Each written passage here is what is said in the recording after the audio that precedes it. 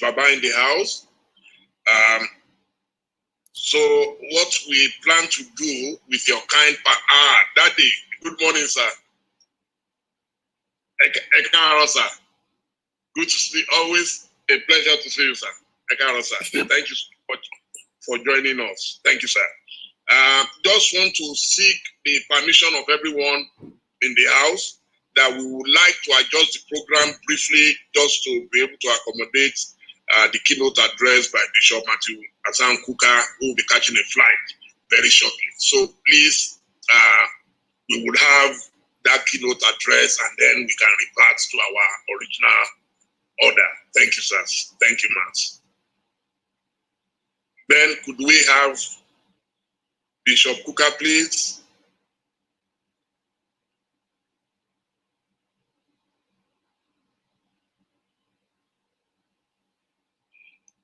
Good morning, Bishop. Good morning, Dele. How are you? I'm doing very well, sir. It's good to see you in peace. Good to see you, sir. Thank you. I've been trying to reach you, but please, I want you to know that we are senior in Oxford. Congratulations. Oh, thank you, sir. Thank you, sir. Thank you so much. I will definitely reach out to you, sir, after the conference. Thank you. I really want to thank you for indulging me. I thank Dr. Patutomi because I raised this issue with him. I have a 12:15 flight to catch, and I'm actually sitting in the office of the manager of the airline at the airport. So let me, first of all, thank all of you for putting this magnificent event together. For a country that has been averse to history, we actually need to gallop up and increase our speed just to be able to catch up with some of the essential aspects of history. So this is a very, very important event. And I thank you for graciously inviting me, but I also thank you for giving me an opportunity. So what I need to do is, I may sound a little bit philosophical in terms of just asking a few questions as opposed to making a speech about some of the assumptions that we may have when we talk about a concept like never again. Because even for us to say never again, there must be an agreement about what the issues are. And I speak as a Catholic. Now, as Catholics, if you go to confession and you confess your sins, the priest will listen to you, caution, give you, admonish you here and there, but then he will ask you to make an act of contrition. And the act of contrition goes something like this. He said, oh my God, you will say, I'm heartily sorry for the sins for having offended you. I detest my sins most sincerely because they displease you, my God, who are so deserving of all my love for thy infinite goodness and most amiable perfections. I firmly propose by your grace, never to offend you again. I make the point because when we are talking about, when we say never, never, never again, there has to be some kind of agreement as to our understanding of the issues, and that we have been remiss in. So when we ask the question, for example, it comes down to what do we remember as Nigerians and how do we remember this issue? Our brother, Bishop, who said the opening prayer, made a very, very good point by testifying who he was, where he was, and how he remembers the Civil War. Now, I think it's important for us to understand that the way that President Obasanjo, for example, would have remembered the war is not the same with the way that a man of his age, who was sitting somewhere in Kaduna, Kebbi, Katsina, Akwa Ibom, wherever, would have remembered the war.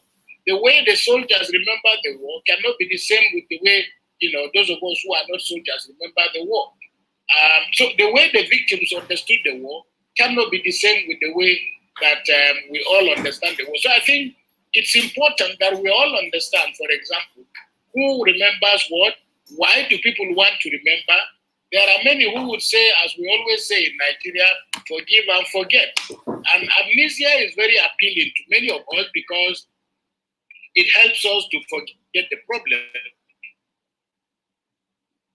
But amnesia is more or less like getting drunk and going to sleep. You still wake up with a hangover.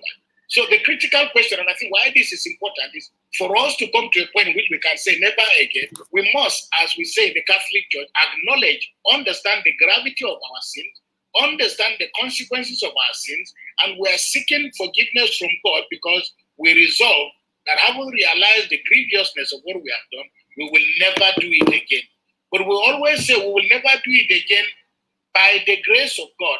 That is why we ask for blessing, because mere commitments are not enough. So we might say never again, only to find ourselves, unfortunately, sadly, falling back in the same pit again. Now, I think it's important. The second point I want to make is we need a coherent narration and understanding of the events, that have been part of Nigeria's history. And of course, this is not a time to go back to the history of the Civil War. But what is very clear to everybody is that those who won the war, those who lost the war, and General Gowon's gracious statement that there were no winners and no vanquished, which was an unprecedented statement in a time of war in which a clear victor had emerged. Now, the graciousness of the military laid the foundation for us to begin a process and a program of rebuilding our nation. Unfortunately, tragically and sadly so, somehow things went wrong. Today, those who fought the war have met a lot of people who are full of regret. I'm told of a general who is of blessed memory now, but who said, look, were the Civil War to occur again, he would be fighting on the other side. Now, there is a lot of resentment and a lot of anxiety and a lot of frustration, and the feeling that, we have not learned any lessons. Years after the war, 51 years after the war, we are still hearing of the kind of agitations that ordinarily, with good governance, with honesty, with commitment, with devotion, with dedication, with focus, and with the right leadership, we should have put a lot of all these anxieties behind us. Unfortunately, these anxieties are still with us. To the credit of General Obasanjo, and to my gratitude to the government of Nigeria under him, I had the honor and the privilege of serving as a member of the Oputa panel. For me, it was the best university I ever attended, the best school I would have ever hoped to attend, because I was able to hear stories, even though they were just snapshots, but one was able to hear stories from the length and breadth of Nigeria in a way, a manner that was largely unprecedented. Unfortunately, what happened, the kind of thing that can only happen in Nigeria, because Oputa panel managed to generate quite a lot of data and a lot of information that academicians, policy makers with a lot of focus would have used some of that data to ensure that we erect a signboard saying never again.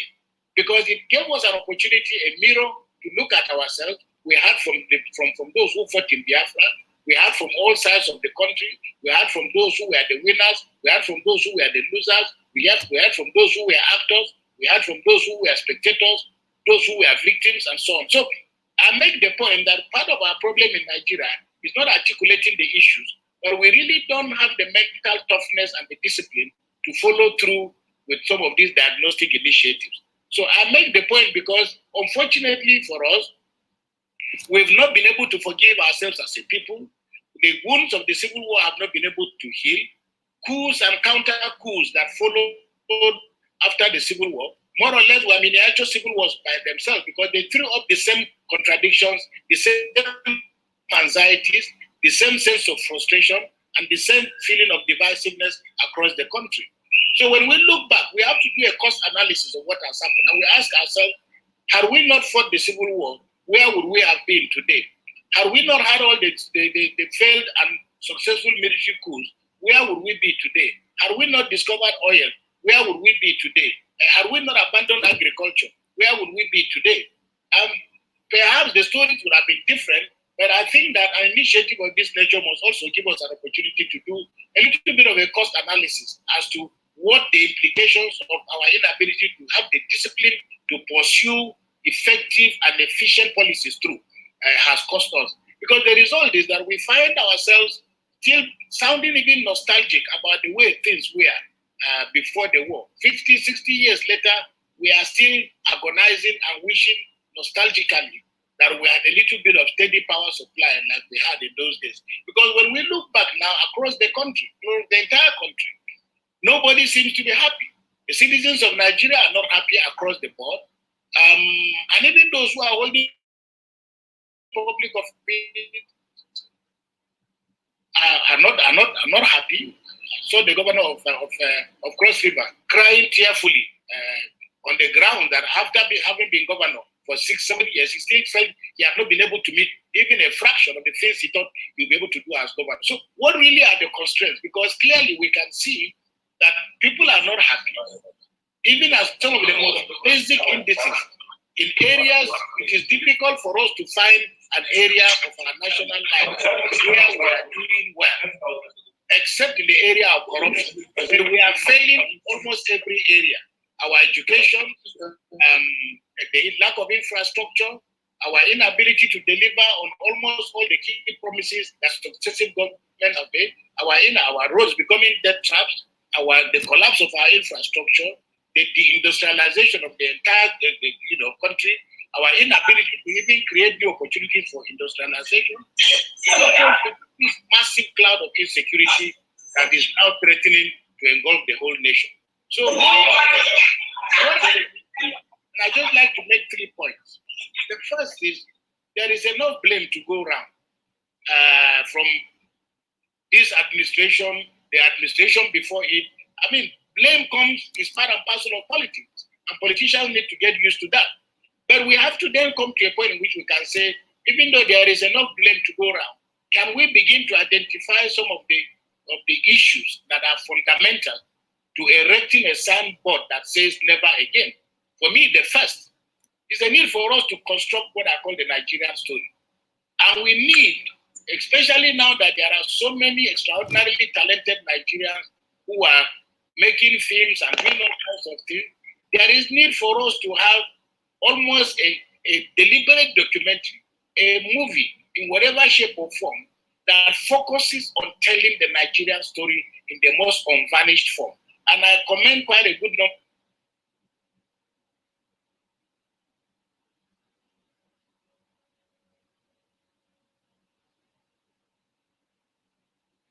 Was I muted? Dele? Go ahead, sir. Go ahead, sir. Oh. Please proceed, my lord. Go ahead, sir. It's been resolved. Go ahead. I just want to end. I'll take the next 2 or 3 minutes and I will end. I'm saying, for example, that it's important for us to have an accessible story of Nigeria in a way, a manner that young Nigerians can understand it, as we say, the labors of our heroes past, where this great country has come from. Because too many angry young people are taking themselves as the beginning of the history of Nigeria.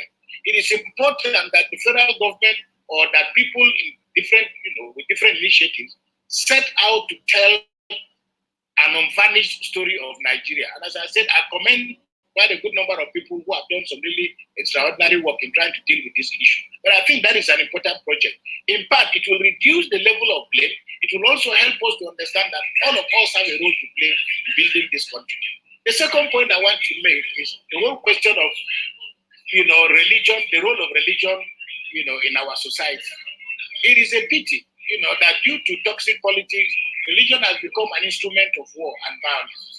We need to roll back and because a lot of this is happening largely because people are using religion in an environment that has predisposed them, to this kind of application of religion. Today is religion, tomorrow is ethnicity. But none of these identities necessarily ought to be instruments for war. In a better organized society, where a government is even-handed in the way it treats its citizens, religion can be and must be for us a tool for uniting a lot of our people. Because if there are extraordinarily good people across the board, and the freedom of religion is something that must be cherished. The third point I want to make is the need for us to realize that as citizens of Nigeria, all of us belong to one country, and we are citizens under one law, under one God. What this means for us, for example, is that if we begin to push back a little bit the intrusive role of religion in public life, then every citizen whether they belong to whatever religion or no religion at all, will achieve a level of equality before the law, no matter their status, no matter the position that they hold. Because if you are a traditional ruler, if you are a bishop, if you are a president, if you are a governor, you are that because you are a citizen of Nigeria. So there is need for us to create a level playing field in which generally citizens feel very convinced that they have access to equal opportunities. That when they commit a crime, they will go before due process, and that the law is over and above any other form of identity. And finally, it is for us as a country to start to deal with the issues of what I call the problems of consequentialism. That is, what are the consequences for good actions? What are the consequences for bad actions? These, for me, are issues that are very important because we have relativized, we have created a culture in which most things that are criminal are relative. Most things that constitute breaking the law are relative. Corruption, everything has been relativized. We do not have a standard of moral behavior. And that also fits very clearly with what I was saying about the rule of law. Now, if we have an aggregate of all this in place, then I believe that we can begin a process of building a country that inspires enough confidence. A country that we have citizens who appreciate their history, who cherish their culture, who cherish the sacrifices that those who have come before them have made, who cherish those who have governed them with all their weaknesses. Because as I've often said to people, I have been around long enough and I have interacted with many heads of state in Nigeria. I've never met a single governor, minister, president who has set out to destroy this country. People have made mistakes, but we must learn to develop a culture in which we respect one another, the sacrifices that we've made, correct the mistakes of yesterday in order for us to move forward. In that way, all of us can gladly write and mount this signboard that says, never again will we go through the kind of things that have caused bloodshed and division in our country. I want to thank you very much for indulging me and ask God to bless you for this wonderful initiative. May God bless Nigeria. Thank you very much. Thank you, Bishop Kuka. We love you always. You say it as you feel it. Thank you, sir, and please travel safe. I would like to quickly... yes, Bishop? Yes. Oh, so please travel safe, sir. Thank you. I will still hang around because I'm in the manager's office, so I'll still listen. Okay, so whenever the flight is ready, when the plane is ready, I have my body pass. Thank you. I will hang around. Okay, Bishop. Thank you, sir. Yes, before we bring in the planning committee's chairman, Professor Pat Tumi, I would like to mention that this event is being co-anchored by my friend and brother, Mazi Ezeoke of Njenje Media. Njenje Media and Operation International have put the event together, and of course, the chairman of the planning committee is no other than Professor Pat Tumi. So he will give us his speech now. Good morning, Mazi. Thank you. Good morning, sorry. We can't hear you. Sorry, good morning, my brother Dele. Thank you very much for that introduction. And quickly, I will hand over to the Prof. Prof, over to you. Thank you very much, Dele. I hope everyone is keeping safe. I have my face mask. I am an apostle. Everybody, please, wherever you go, ensure you keep safe. Thank you. Thank you. Yes, now on to Professor Pat Tumi. No audio. Can you unmute Professor Pat? No audio. Okay. Am I audible now? You are okay now, too. You are okay to go. Lovely. Thank you so very much. It is such an honor, a privilege to be part of this continuing initiative. I'd like to say that this initiative started last year with the remarkable work of advocacy in trying to bring a better understanding of the civil war and its aftermath to the Nigerian people in a way that it will become a source of energy for building a new nation. Many countries profit off of learning from the mistakes of their past. And that's why history is so important to understand.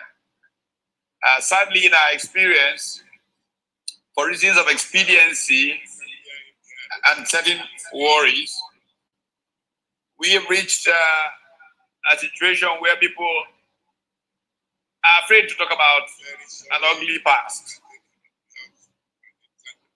Problem, Prof.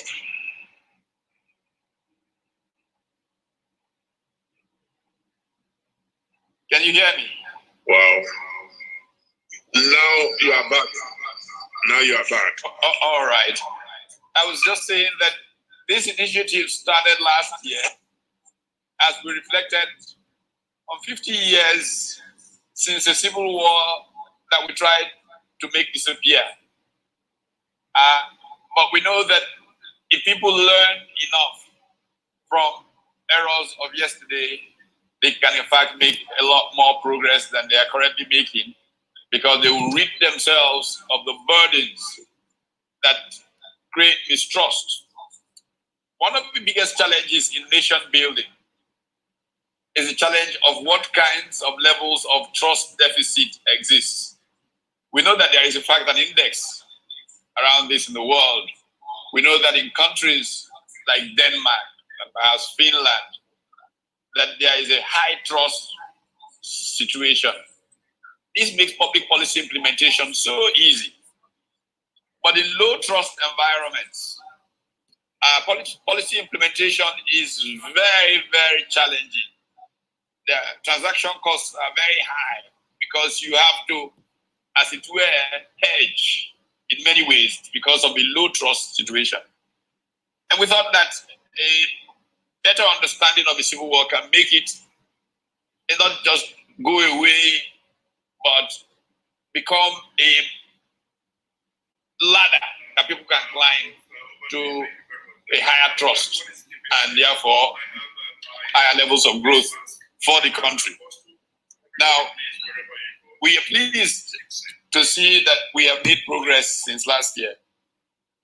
The night before yesterday, I had a very lengthy conversation with President Obasanjo, who I hope will still join us for his remarks.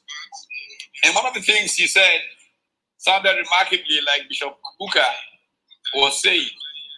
In fact, General Obasanjo insisted that we begin a project of trying to document the Civil War, getting all who are still living, who played roles, to speak completely frankly, even going back to the coup of '66 and all of those, document everybody's, kind of work that the Kuta Commission started trying to do. Make documentaries, films like Bishop Kuka was talking about, and then people get to a state of comfort with the errors of yesterday. As George Santayana said, if we don't know our history, we're likely to repeat its errors. And so I'm glad that I am part of this process. The beginning point of getting value out of this process is altering, affecting our modus vivendi, the way that we live based on the lessons from yesterday. It can be called all kinds of names in the nature of the relationship between the levels of government and all of those things. If we get that structure proper, we will reduce the frictions that led us to the Civil War, and we will make a lot more progress. So I'm honored to have been part of putting this together. I want to thank Bishop Kuka for the sacrifice that he has made before jumping on his plane. There are several elder statesmen who are joining us, who were supposed to be formal parts of this conversation. But they are on standby. If the possibilities come later, I would like to invite them on to say what has been run through. So thank you to Njenje Media and to Vision and Television for helping us string all of this together. I hope that with all of this,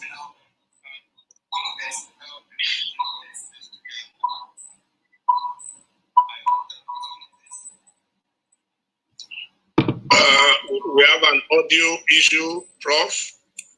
And your camera, we also can't see the flow. Your camera. Oh, okay. I thought there was another camera following me, so I didn't use my own direct camera because there's another camera in front of me here. Okay, maybe the camera but elsewhere.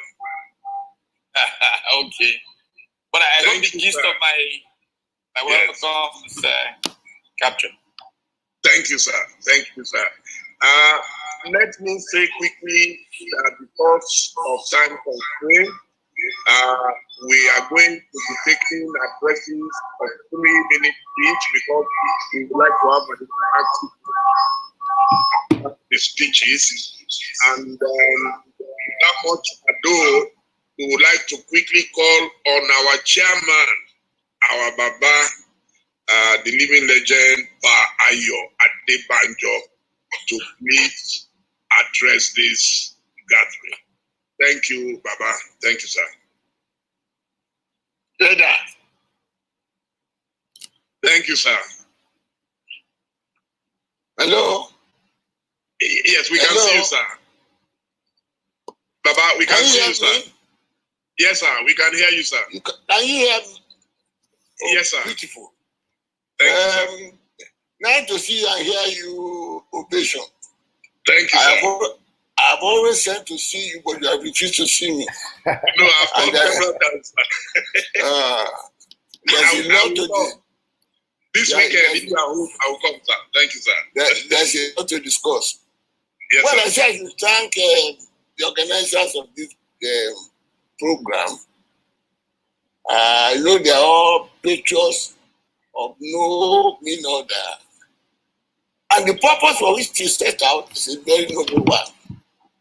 And as Kuka said, we have to know our past to be able to correct what mistakes we have made. And I'm happy that we invited people who were present or who took part in the mistake of the past. So when we make a suggestion, they can understand that we know what we are talking about. I'm happy to be here, and I hope whatever we discuss here will be a lesson for our people and for implementation rather than talking rhetorics. What I believe is that there is no mistaken belief or mistaken idea about what we have said. It is the courage to correct them. That is what we lack. People make all sorts of analysis. This is what caused this, this is what caused that. This is what we should do. But how do we do it? Invariably, they do it in the negative. That's the summary of the thing. For Pastor, we said that well, maybe if we go back to where we started, before the trouble came, we get peace. That's the bottom line. The bottom line is to go back to where we had peace until the trouble started. Because the trouble. And as Kuka said in his speech, if we want to avoid the past, we must avoid the mistake of the past. The mistake of the past is that we are putting wrong pen in right hole. We deny people their rights. We say we are one and we discriminate against each other. So that's what I think you get rid of. And be honest with our analysis. If it doesn't claim sometimes to criticize or tell the government, they talk under their tongue. Afraid to hit the nail on the head. We can thank God for people like Mr. Kuka.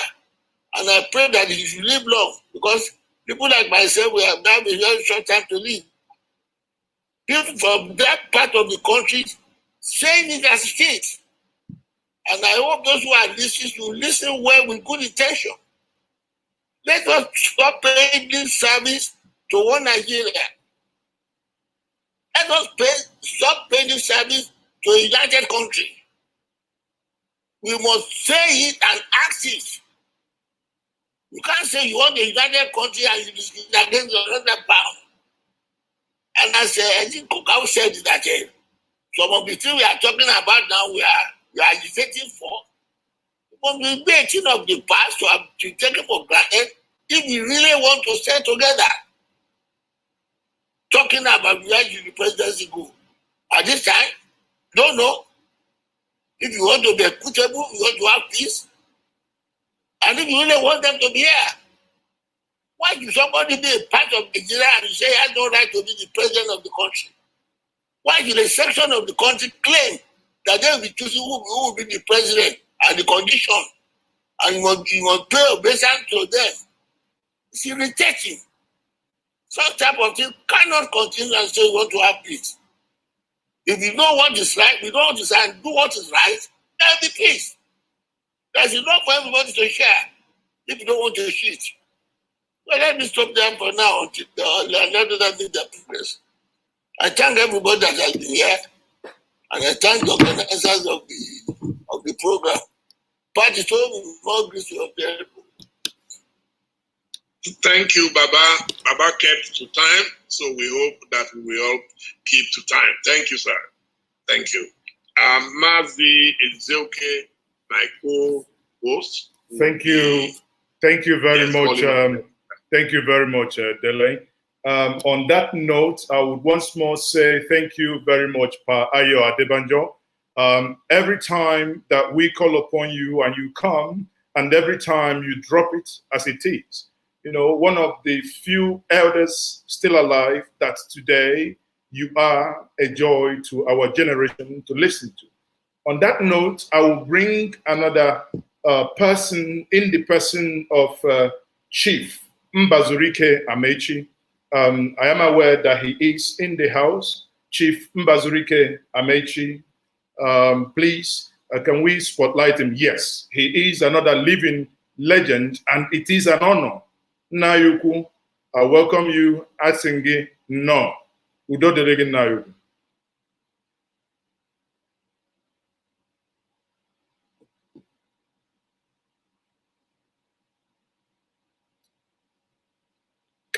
We can't hear him. Somebody unmute it. Okay, the daughter, granddaughter, somebody's there. Hello. Yes, we can hear you, sir, loud and clear. Thank you. You can hear me now. Yes. I want to thank the organizers of this program. I wish them well. I happen to be the only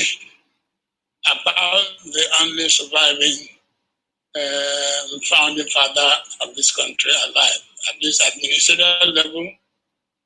I'm the only minister of the First Republic still alive. I'm sad. I don't know where to start. I don't know what to say.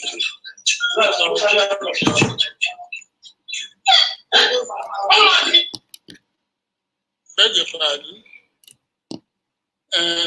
What I've seen today is no longer the country we founded.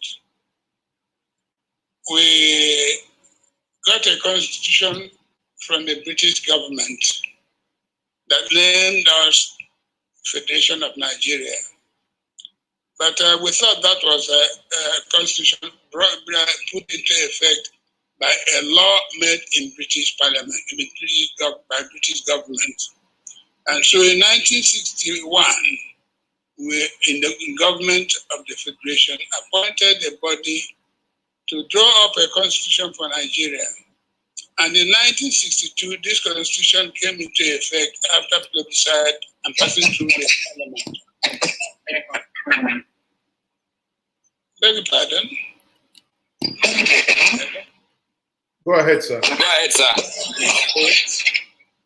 And so we became the Federal Republic of Nigeria, no longer the Federation of Nigeria, where the head of state was a mere representative of the Queen of England. Now, since then, Nigeria has never had a constitution that is of their own making. In 1979, the military government appointed the Rotimi Williams Committee. It wrote a constitution, a draft constitution, brought it out, put it to parliament, and then the military took there was no parliament. The military took the constitution, removed what they did not like, and pronounced it as the constitution of the people of Nigeria. The Supreme Military Council, made of about 11 top soldiers who assumed power by treasonable action, cannot say that it is a constitution of the people of Nigeria. Again, in 1999, Abubakar set up a Constituent Assembly. The Constituent Assembly wrote up the draft constitution, brought it out to the country. The military took it again, removed what they did not like, and promulgated it as a military decree, a decree of the Supreme Military Council, and called it a constitution of the people of Nigeria. It is not a constitution of the people of Nigeria. It is a constitution of the Supreme Military Council made up of top soldiers from a particular region of the country. So there's no point deceiving ourselves. If we want to stop the thing, the Nigerian people must come together and write a constitution that will be a people's constitution, put it to plebiscite, put it to the public to decide what they want. I happen to come from the part of the country that was conquered in the Civil War. I happen to have fought Nigeria as a united party. I belong to the political party that believed religiously in a united Nigeria. That was why the premier of the Eastern region, that was the people of the Eastern region then, headed by Askiwe as premier, elected a Hausa man, a Fulani man, as the mayor of Enugu, the capital of the Eastern region. We appointed Mara Yushao as a member of the Eastern House of Chiefs. We believed in one Nigeria. There's no part of this country that you go and you don't find an Igbo man having a business there.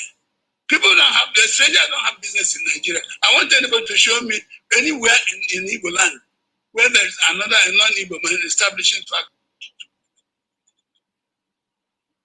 But we're doing that. Yet we are. So where do you want me to go? I don't know. This country has to start all over again. And we're not going to be happy in a country. If you don't want us in this country, let us go. You can't beat a child and stop the child from crying. You can't beat the Igbos in this country and stop the Igbos from crying.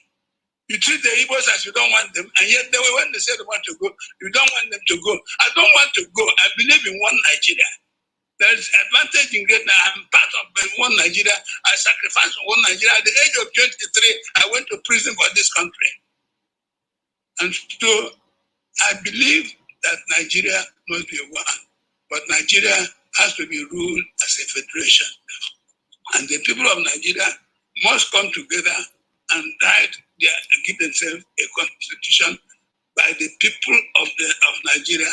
I'm not a constitution. Military council made up of 11 soldiers.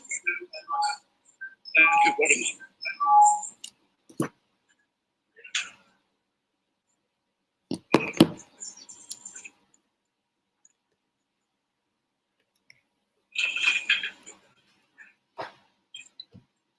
Thank you very much. Thank you very much, Nayugu, and thank you for that stating it the way it is.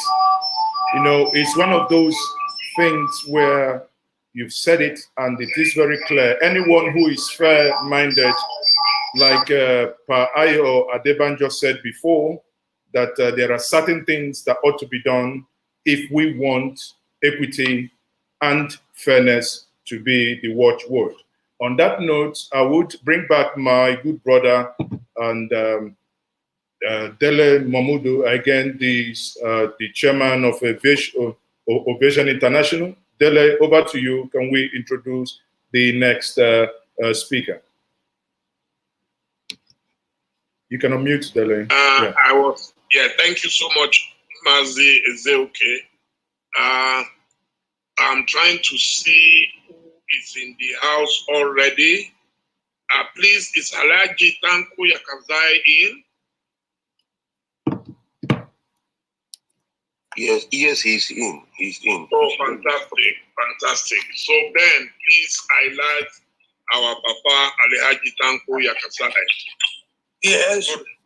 Good morning, sir. Good morning, Dele. How are you? Very, very well. Thank you, sir. Good to have you. Thank you, sir.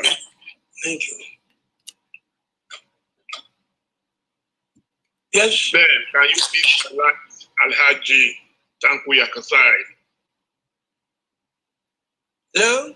Okay, good. We can see that, sir. Okay. Do you want me to start? Yes, sir. Go ahead, sir. Yes, sir. Okay. Thank you very much.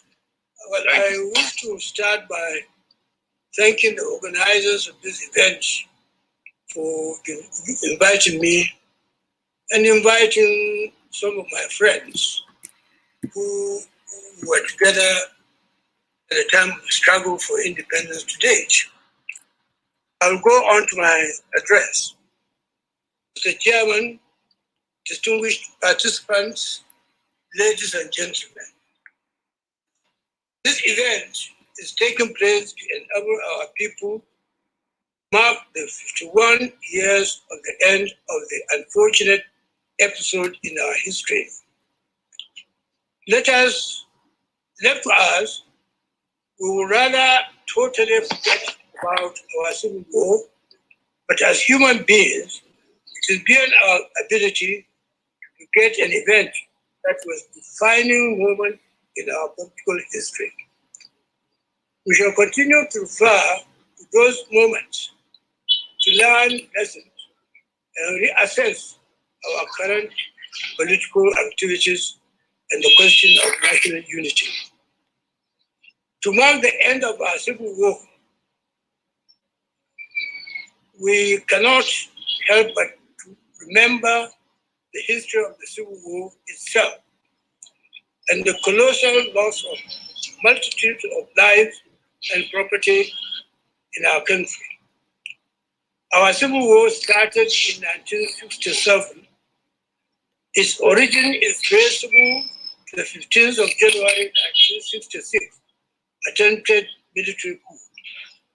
Friday, January 15, was the day our nation woke up with the sad story of attempted military takeover by a few young Nigerian members of our military establishment. The known figures in that colors move by a few young people in military uniform were Major Chukuma Kaduna Nzeku, Major Don Okafu, Major Emmanuel Vijina, Chris Alforo, Major Tim Onwe, Major Humphrey Chukuka, Major Adewale Ademuyeko, Captain Emmanuel Nwobosi, Captain Ben Uli, and Captain Ochi, all of the Nigerian Army. Out of 10 out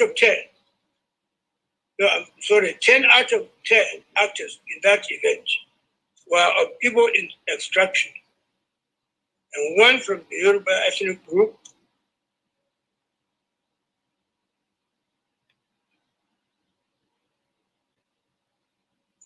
none from the north. And mind realize that event cannot be sustainable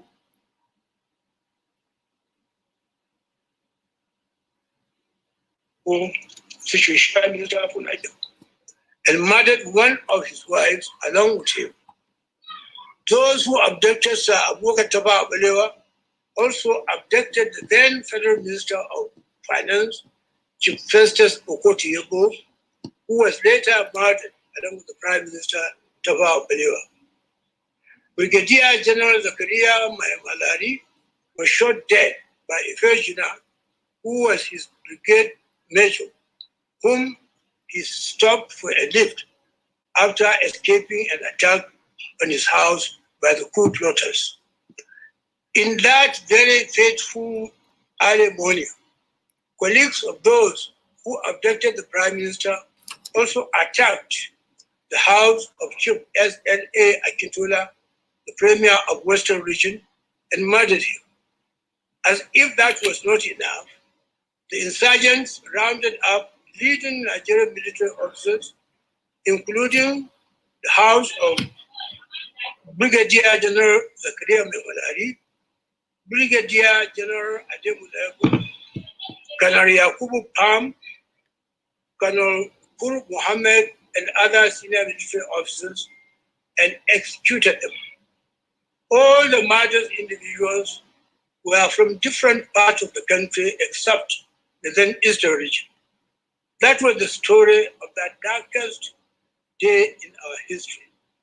It was the event that opened the unfortunate chapter in our history, which leads to the series of events that brought about the civil war in Nigeria. Even though Major General Aguiyi Ironsi thwarted the coup and became head of state, his actions such as making Nigeria a unitary state instead of the existing federal arrangement, and his appointment of many Igbos into sensitive positions at the beginning of his regime, which caused the serious concern and specter of ruination to people in the rest of the country, did not sit well with the aggrieved northerners still nursing the wounds of the elimination of most of their top military officers and government functionaries in January 1966. The July 1966 counter coup was bloodier than the first one and saw the death of 42 officers, mostly Igbo of Igbo origin.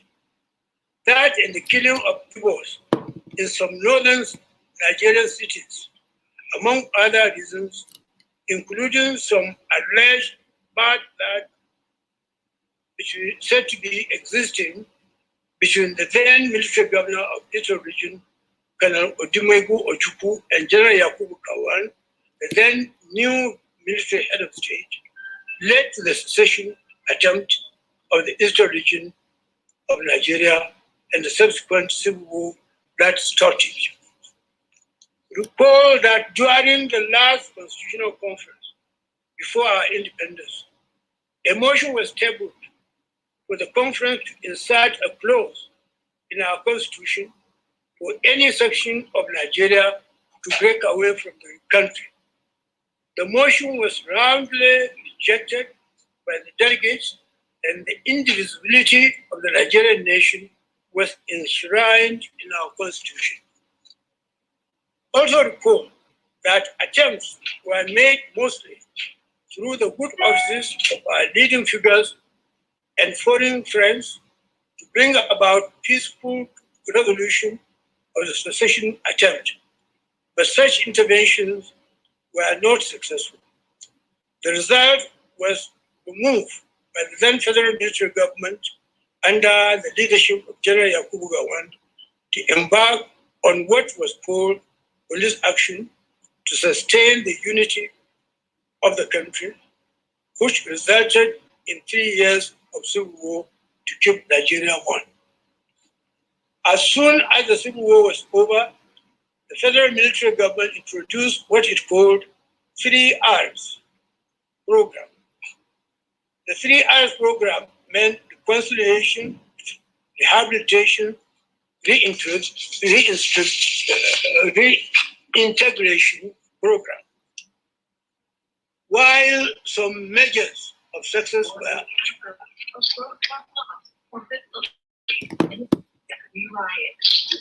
recorded in the implementation of the 3R program. Due to human factors, some of the aspects of the program were not achieved speedily.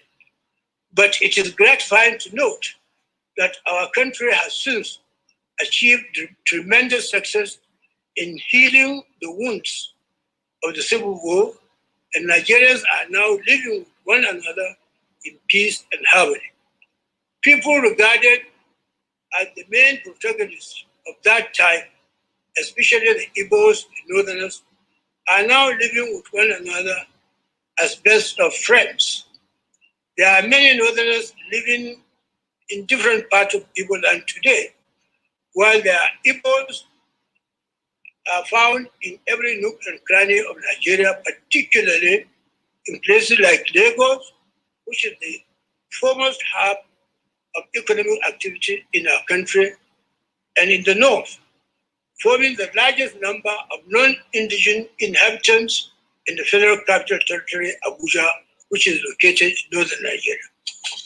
Despite this level of post-war progress, several burning political issues remain to haunt our political landscape.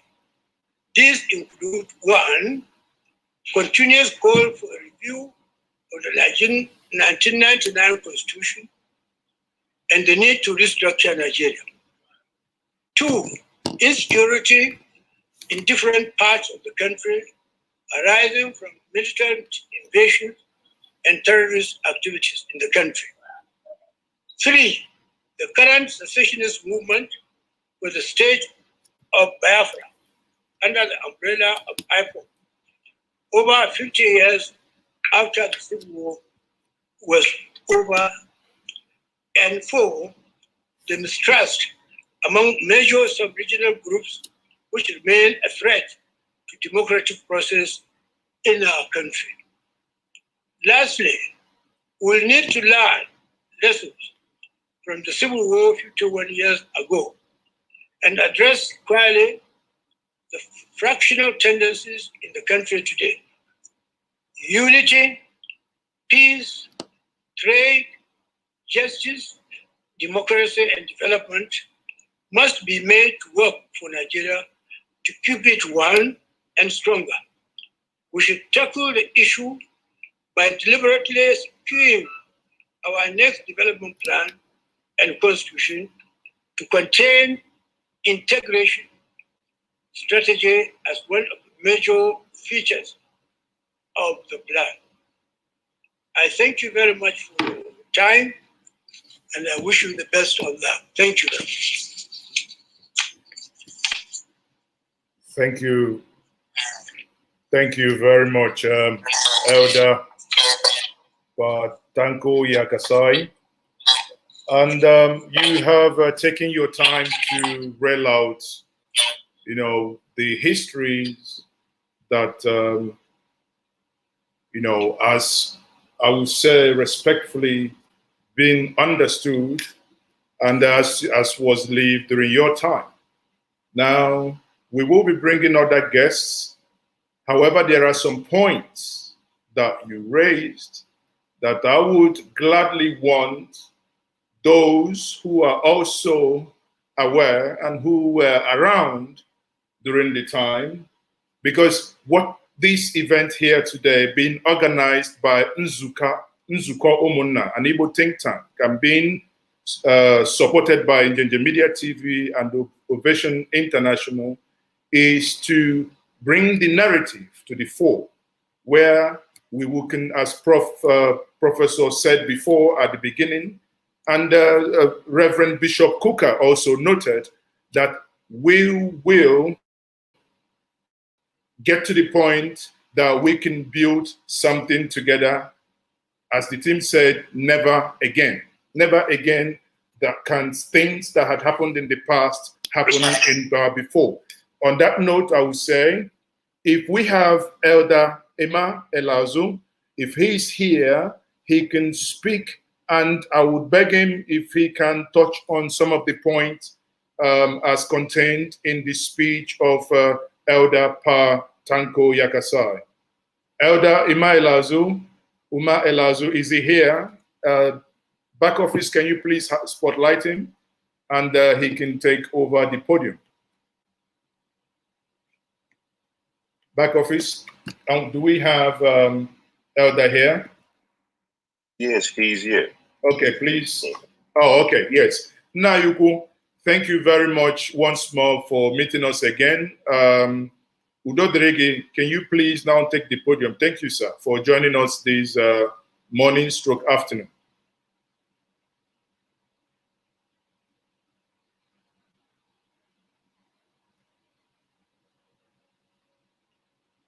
Sadly, I'm not able to hear him. If back office, can we check if is he now unmuted? If that is the case, please.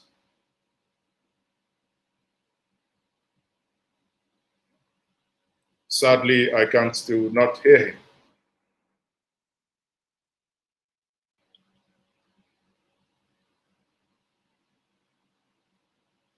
Perhaps okay. Baba needs to unmute. I think he's unmuted. Maybe I don't know if it's connected via the internet. Now you could try once more. If not, you might need to log out and come back. Try once more.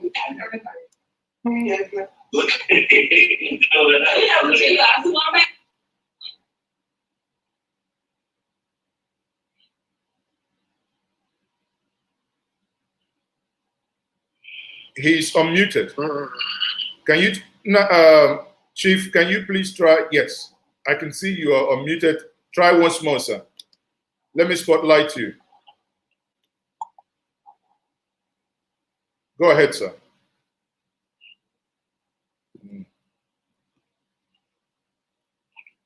Not working out.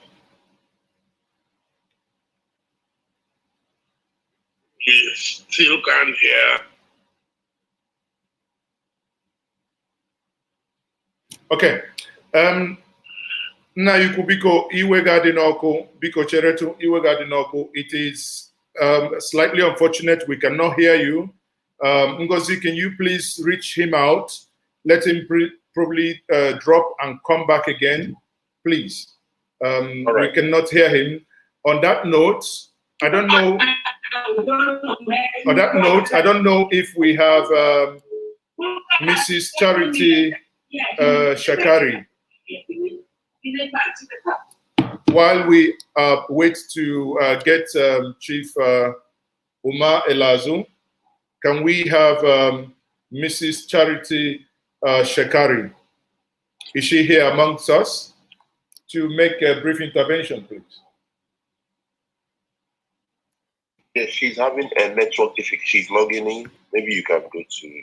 Okay. She's logging in. Can we, Nazi? Yes, Dele, go ahead.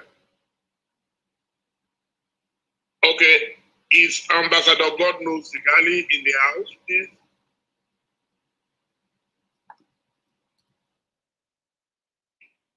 Internet. Yes, I think Ambassador is here.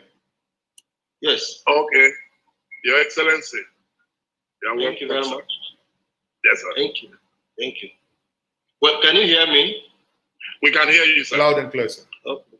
Sorry. Thank you. Let me begin by appreciating the organizers of the conference for creating this opportunity for us to discuss and brainstorm on issues important not only to us, but more for our children. And I also would like to appreciate our fathers who are here.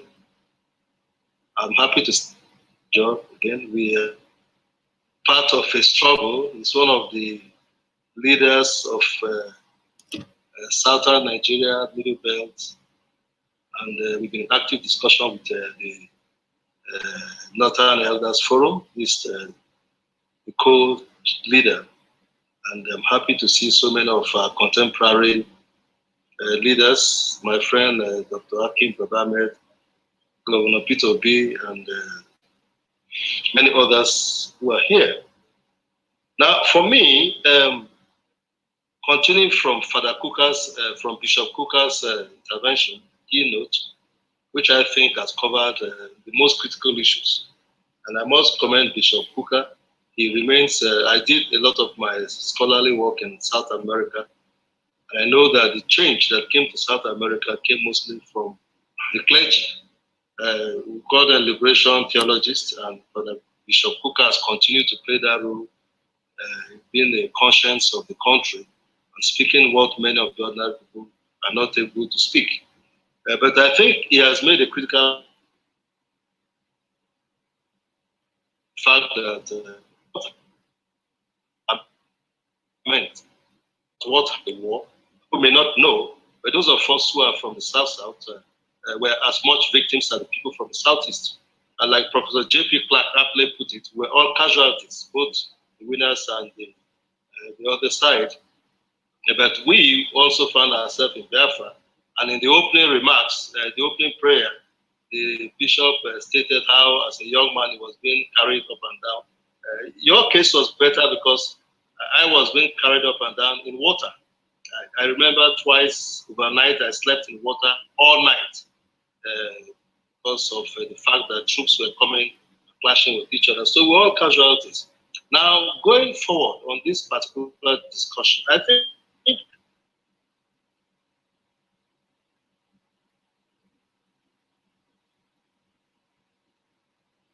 have always been with nations. Nations, human societies, people have always tended to express themselves in terms of having strong views, which sometimes end in conflict. So we have seen civil wars as part of human history. And it's not to bemoan the fact that a war took place. We all knew of what happened in the American Civil War, where over 600,000 people died. And the series of wars in European history that took place 100 years.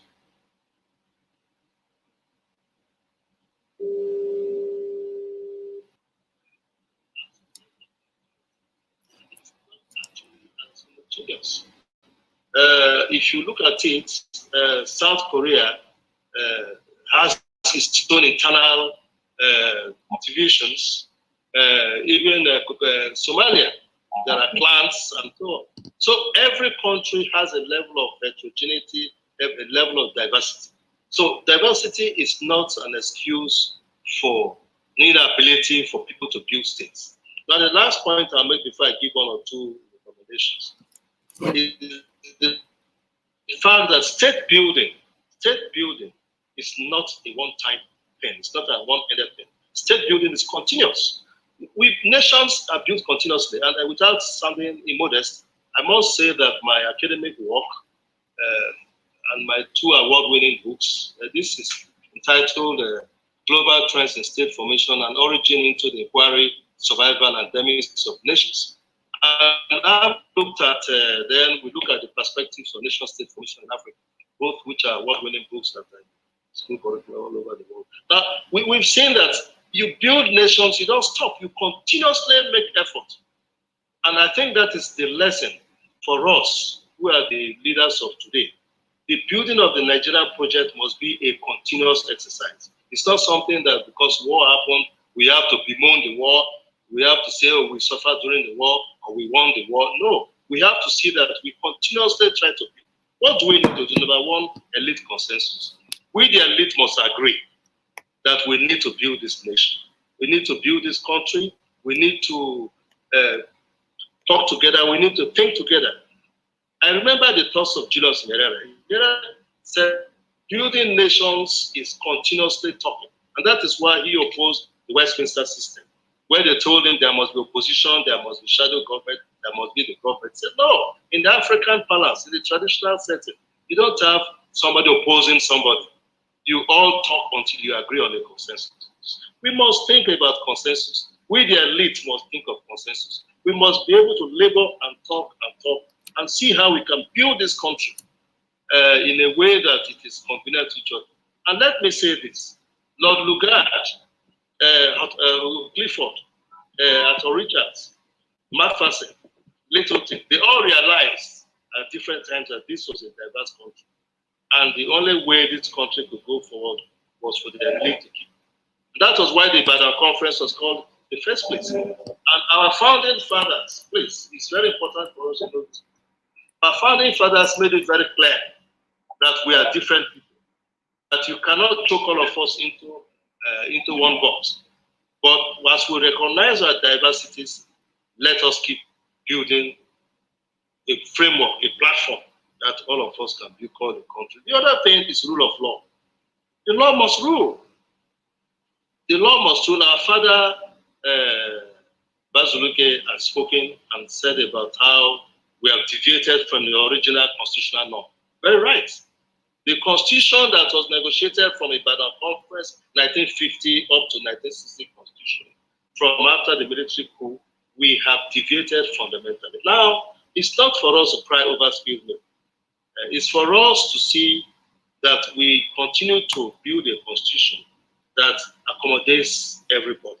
You see, in a federation, in a diverse country like Nigeria, we must listen to each other. The constitution must cater for everybody and protect everybody. A situation where some people feel superior to others. A situation where some people don't feel protected by the constitution creates a problem. It's a precarious balancing. We have to consider each other. We have to know that every part of the country must be carried along. And that is why I think the expression on the part of the Igbos to say, look, hey, this country originally was a tripod and later became a quartet in the Midwest. But whatever it is, we too should have a taste of ruling the country. And some people say, no, you cannot rule the country. No, you can't say that. The whole idea of the law is that it takes care of everybody. It accommodates everybody and makes everybody to feel, have a sense of belonging. And maybe I should end by saying that when we talk about democracy,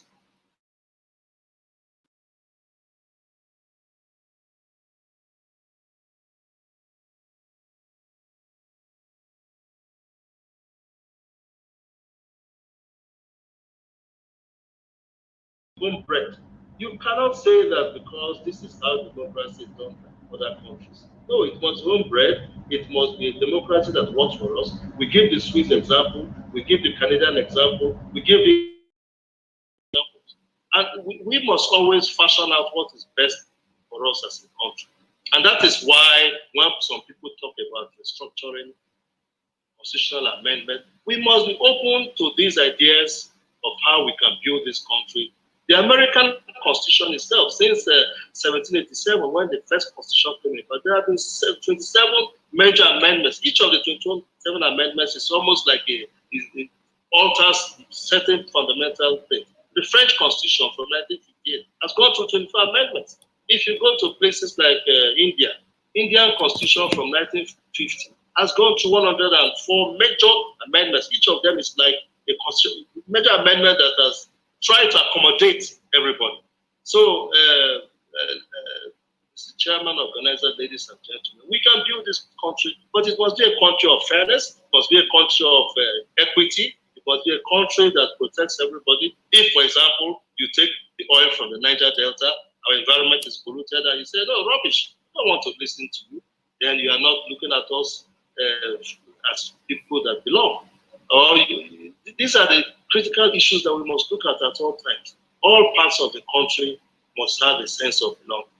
And we must be able to build a society where we take our people into modern societies, where food security, people are hungry, very, very hungry. There are no jobs for people. We, the elite, must be able to create an environment where people are able to live a little bit like other countries. I heard the example of Scandinavian countries for living. Fortunately for me, I was ambassador to Sweden, Denmark, and Finland. And many times I had to ask a lot of questions to people in those countries. And the important thing is that the society, the state, is able to take care of the needs of the people. And that's why they call them social welfare states. In fact, nobody is too rich. Nobody is too poor. So nobody is poor, actually, but nobody is too rich. So the society takes care of everybody. And we, the elite, particularly those who are in positions of authority, must be able to know that the collective future of this country depends And what can avoid not going back to what had happened before is for us to build a society where people are able to sleep at the end of the day, haven't eaten, and at the end of the day, feeling that this society takes care of me, this society protects me. No Nigerian is superior to me. I go for a job, and based on certain criteria, I'm able to take the job, not because of the fact that somebody feels superior to me. Ladies and gentlemen, I think there will be more opportunity for us to talk, and perhaps I should stop at this point and be able to make more interventions in the future. Thank you very much. Thank you, sir. Thank you very, very much. At this stage, we would like to bring on Mrs. Charity Shekari. Mrs. Charity, please come on now. And let's emphasize that because of time constraints, we should keep our speeches to 3 minutes. Thank you. Thank you, ma. We're ready for you, ma. I want to thank the organizers of this conference. And I want to say, God bless Nigeria. I speak here after greeting the keynote speaker, our former president, and every one of you. I can see Dr. Hakim Baba Ahmed, Igali, and Dele Momodu that I've always seen from a very far distance, but today I can see you closely. I want to speak as a mother, a woman, and a grandmother. And I want to say that Nigeria, from the perspective of a woman, a mother, we will want to remain together. And we want to say never again, truly, and never again. And especially all the things that are happening now. Mothers are the victims, women and children. We have become widows. We have become displaced, refugees. We are dispossessed, impoverished, exploited sexually, and many other ways. What is to be done for us to keep this country together? Emancipation, empowerment, and involvement of women in the processes of peace and human capital development. But as we say never again, is that really happening? Are women actually being involved and made to be involved consciously, knowing that a woman is a universal actor? For every religion, even beginning from God, when he wanted to salvage the world, he sent Jesus Christ through a woman. Why did he give a man that opportunity? Because a woman is dependable and a woman can deliver. Now, a woman can do things that men cannot do, and that is salvage situation. So, are we really saying never again and having the consciousness of putting women in the position where they can ensure never again? What is being done to see that in all spheres of life in Nigeria, in governance and everything, that women are involved? And again, I'll move away from talking about women. I want to talk about this country. No one owns this country. If really we want to say never again, no one owns this country more than the other. No one has more monopoly of violence, of knowledge, of rule of law. Of when you want to go to look for something, you can't get it because you come from another part of the country. Or because you belong to another religion. Some people speak with arrogant voices, with the kind of speech that makes you wonder whether you have equity with them. If Nigeria is going to be one, our voices must be such that listen to the voice of reason and peace. Not to say, I don't want this country. Another one says, I own this country. Another one says, you come from this area. Or even the conflicts we have in this country, some people want to give a different narrative of what it is. So if there's going to be never again must be observed, never again. But the conduct and the processes of arriving at never again need to be re-evaluated. Some people conduct themselves as if they are the ones who rule this country forever, and nobody should talk and nobody should say anything. Hey, this country belongs to all of us, and never again is truly going to be never again. And we want Nigeria, and we want Nigeria to remain. And we remain with the country, not with people, not with political parties or people that have institutionalized themselves and make themselves gods. Nigeria will survive, and we're going to survive emancipated and empowered. But never again must follow the due process of never again. Our constitution must be the people's constitution. People must begin to talk in a way that makes you know that you don't have the monopoly of violence or the monopoly of power or monopoly of knowledge or monopoly of deciding who stays in which part of the country or who takes which position. Nigeria never again will what Biafra put us through or whoever put us through. Nigeria never again. We want the history of what has happened to be given to our children. Let the children know what happened. What happened in Biafra? What happened in 1966? What happened? We want to know. We want the children to know from the beginning to the end. Let the history be rebrought for us to know what happened so that people can know their history. Let us know where we are coming from. Let us know where we are going to. I guess I've spoken for more than 3 minutes, but I want to say never again. And if it is never again, it should be on equal platform. No one has monopoly of owning anything in this country. We are equal. Thank you very much, and God bless you. Thank you very much.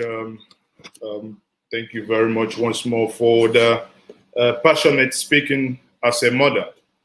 Again, we say, and I summarize from what you say, it's not about to mount it to say never again, but it is about putting actions to see why it shall never happen again. I will take the privilege now to get back before we had Elder Omar Elazu, whom we tried bringing on before, but it appears there is a problem in his own connection. So we will have the privilege of having him speak to us via the telephone. And as long as he picks, he will come up now. Elder Omar Elazu, I don't know if he manage to come on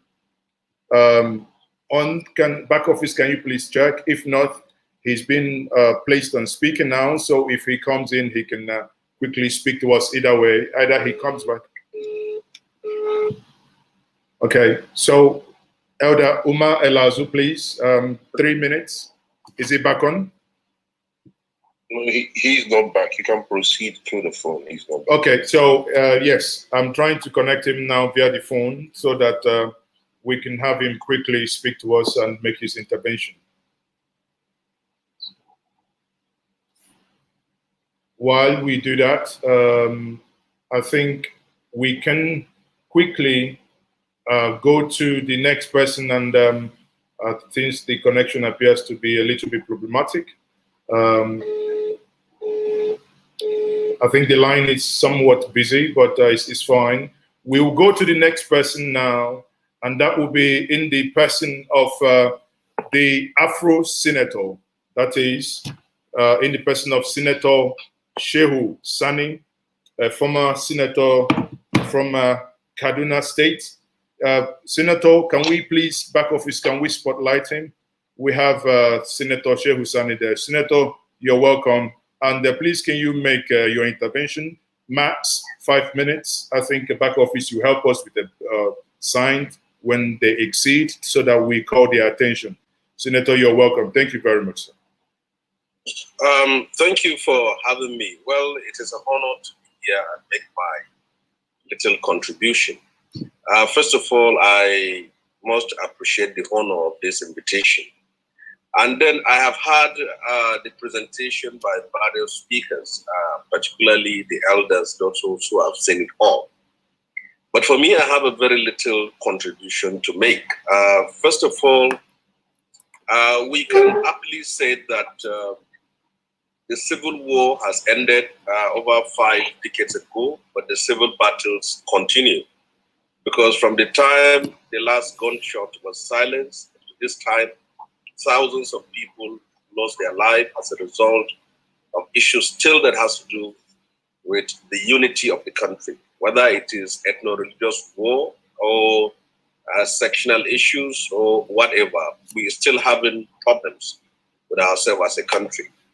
And then the next I would say is that what are the lessons we have learned from the civil war? Because for such number of people to have died, over 2 million, and for such a country that has invested so much in that war, in the name of uniting a country, what have we actually achieved? Are we actually united? These are the questions we need to ask ourselves. Well, for you to get the practical answer of that question, you need to go through the comments of people, young people that come from the southeast, and young people that come from the north, and young people that come from the southwest. When you go to social media, the young people who have even not experienced that war are still entrenched in the belief, young people from the southeast, that the war was a massacre, was a persecution of people of Igbo ethnic stock, and the ones from the north still feel justified on the federal side. So what have we actually achieved? It is important for us to understand that the national anthem is not enough to unite a country. The constitution of the country is not enough to unite a country, or the national pledge, or whatever emblems we have at the national flag or whatever. But what is most important is that we must entrench justice and equity. Every part of Nigeria and every Nigerian from any part of the country must be given the recognition, the honor, and his dignity must be recognized as an equal participant in the Nigerian enterprise, which is very much lacking. In the late 50s, Umar Altine from Sokoto State contested election in Enugu State and became mayor. His family still lived in Kaduna, and I happened to visit them some few weeks ago. Their own thinking about Nigeria was different from what we are having today. In 1999, Ike Madu from Imo State was born and lived in Kaduna, and he contested the State House of Assembly and won. Now, with these two examples, it is impossible for you to say 2 decades after the restoration of democracy, it is possible for anybody from the north to win an election in the south, or anybody from southwest to win an election in the southeastern part of Nigeria. So we're supposed to have said we have progressed to the point that we can really say that we are united as a country. Truly, we have built the Niger Delta Bridge, and one is still under construction. But the unity of our people in their hearts, their mind, and spirit is still lacking. People still identify with themselves, with their ethnic affiliations, with their religious groupings. We completely lost what we thought we have founded by that war. And I think these are issues that we need to put forward. People will say that progress has been made by establishing schools, unity schools, NYSC, and whatever. But just engage each Nigerian from where he comes from in a discussion and see what he will say. And they were not speaking out of a theory. It's the reality that that really formed them as a people in the last 5 to 6 decades. If you are holding a position of authority, whether you are a controller general of prisons, immigration, and customs, and your time of retirement has reached, instead of those in the political authority to give the next person in charge to hold that position and assume the seat, they will retire as many people as possible until they reach someone of their own ethnic group. Now, how can you unite a country with all your national conferences, national flag, national anthem, once some Nigerians are more Nigerians than others? You can't have a country that you can actually be proud to call your own. The agitations will continue until we have a political class that really understand that the only way to unite this country is to enforce justice and equity. And you cannot do that until you make sure every Nigerian is fully convinced, or majority of Nigerians fully convinced, that his birthplace, where he comes from, will not be a hindrance or impediment for him to achieving anything in life. So I believe that a conference like this should continue and should bring in more people whose contribution will assist us in where we dream to be. Thank you very much for the opportunity. Thank you very much, Honorable, that is Senator Shehu Sani. Thank you very much once more. As your colleague, or your former colleague would always say, you speak the truth, you die. You don't speak the truth, you also die. And I say thank you very much for staying with the truth this afternoon. On the same time, I would I have Dr. Omar Elazo on the line, on the telephone. He's going to now speak to us via the telephone. Elder, please, can you quickly make your intervention note? I would want you to look slightly to the presentation made by Pa Tanko Yakasai as he made his presentation. And I will want you, in your submission, if you can quickly also respond to that, sir. You are now, everyone is listening to you, sir. Dr. Omar Elazo, can you go on, sir? Hello? Yes, we are hearing you now. Go ahead, sir. Can you hear me? Yes, loud and clear, sir. Okay. Thank you very much for involving me in this discussion.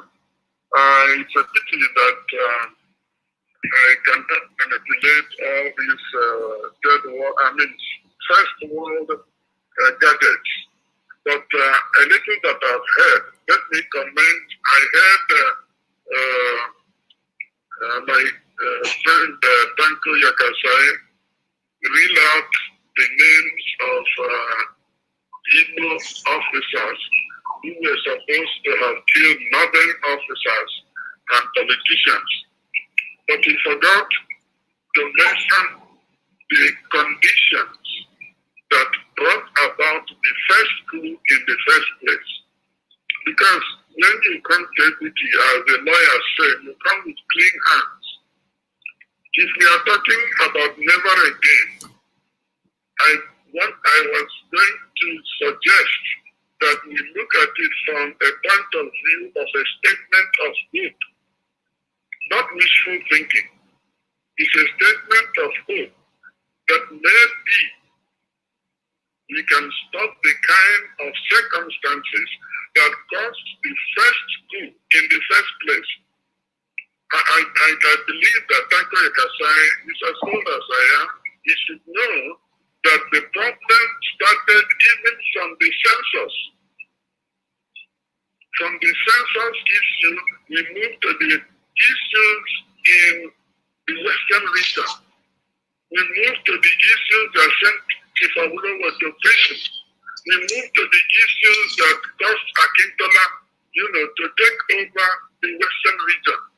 all those things, and the Western region election, which was the gap that made the young men of January 15, 1966 to do what they did. And if you read their speech, you will know that they were Nigerians and they wanted to make Nigeria proud. Even if it is all Igbo people who did it, which is not true.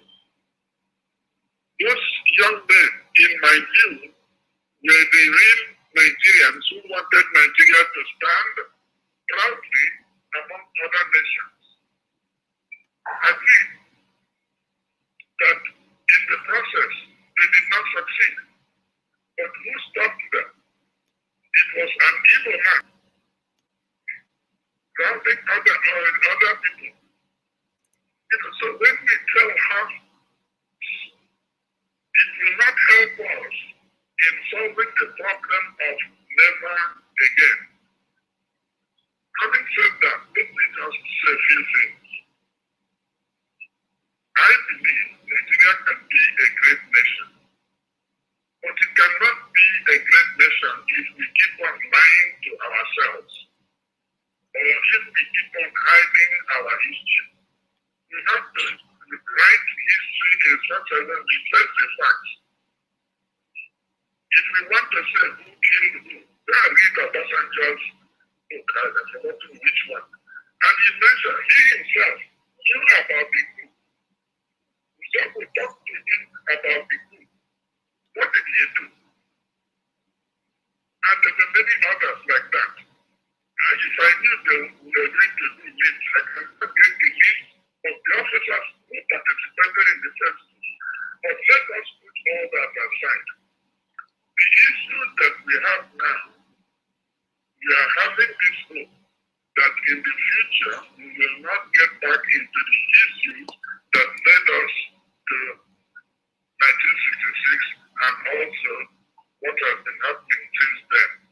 Because after the first coup, the second coup, which was a revenge coup, took almost the lives of all Easterners, not just Igbos, EBBOs, ethics, Ijaw, officers who were in the army.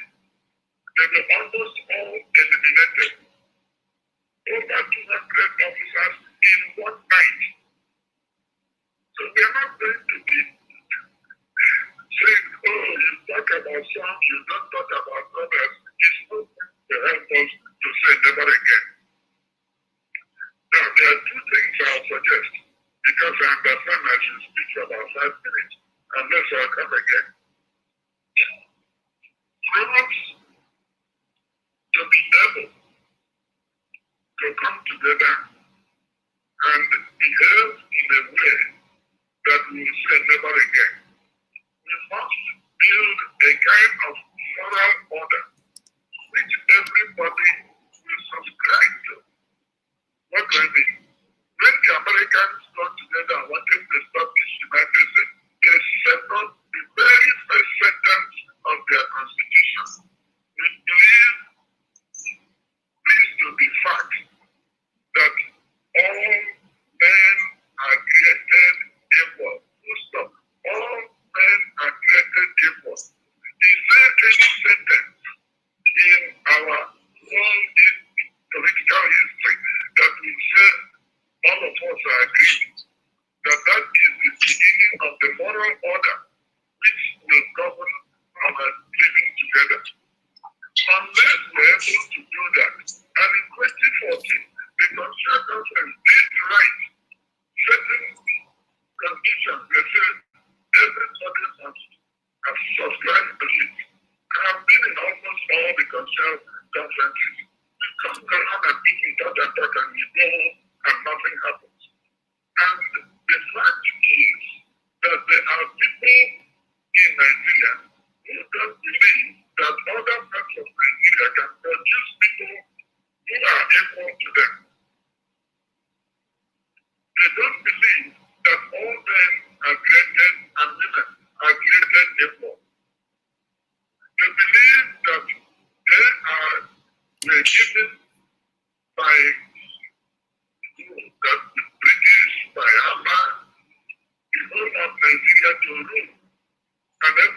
else, you have to do what they say, or there will be no Nigeria. That is not the spirit in which we can say never again. And as far as I'm concerned, unless we sit down together, bring people together, and we agree that this is one thing that will hold all of us together. Like America said that all men are created equal. I would say if we continue to be in this Nigeria in the way that the dominance of some ethnic groups is taken for granted, and people from other ethnic groups start pandering to that idea, but we are not going to get out of trouble. Because today in Nigeria, the tension between the images of a moral order, which many of us have in our heads, and the actualities, things that are actually done, they are so miles apart. You can be talking about democracy, and then you cannot sleep with your two eyes closed because somebody is carrying AK-47 and wants to kill you. Somebody you don't know, somebody you don't know, somebody who simply wants to kill you because you are who you are. So, my friends, if we want to build Nigeria in which everybody will live at peace with one another, we have to start by creating an image of moral order, which we will teach to the next generation to begin to know in their hearts that they are Nigerians, and that anybody who is a Nigerian has certain rights and privileges which accrue to that name. I remember in 2005, Miyetti was the chairman. Sir, can you run? He wanted people to speak, and I raised my hand and I asked one simple question, and he fled up. The question was, what is the definition of a Nigerian citizen, and what are the rights that inhere in being a Nigerian citizen? And that question has to be answered. Let me stop there. Thank you. Thank you for inviting me. If I could listen to others, I can say more. Thank you very much. Thank you very much. Thank you very much, sir. The back office will get back to you. We'll try to see if we can get you back in the main meeting. On this note, we'll say thank you very much and have a wonderful day. We'll bring you back again to the main meeting. Now, I will be handing over to my good brother, Dele Mahmood, please, to bring in the next guest. Dele, over to you. Yes, our next guest is a woman of substance and someone I like to hear speak all the time. And we're speaking of no other than our lady of music, Onyeka Onwenu. You are welcome, ma'am.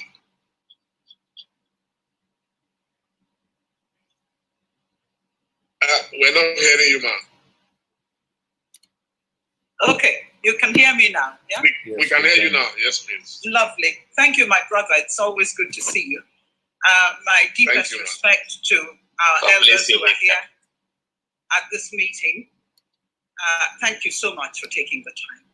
God bless you. God keep you and keep us too. I'd like to start by paying my respects to some great men who've passed away recently. There are many of them. I'll just name two. And that is Rear Admiral Ndubisi Kanu, and of course, Onyabobi, who is the son of ZCOB, the president of Igbo State Union, under whom my father, Dixon Kanu Dike, served as the principal secretary. There's a long history here.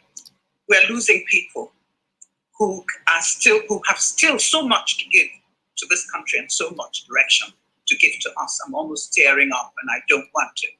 But I pray over all of us and I pray over this country that God will still have his way with us. This is a great country that we are all a part of, and there's a reason why we've all been brought together. Excuse me. Having said that, I want to thank the organizers for having me last year. I didn't expect to be on this year, and in fact, I didn't want to.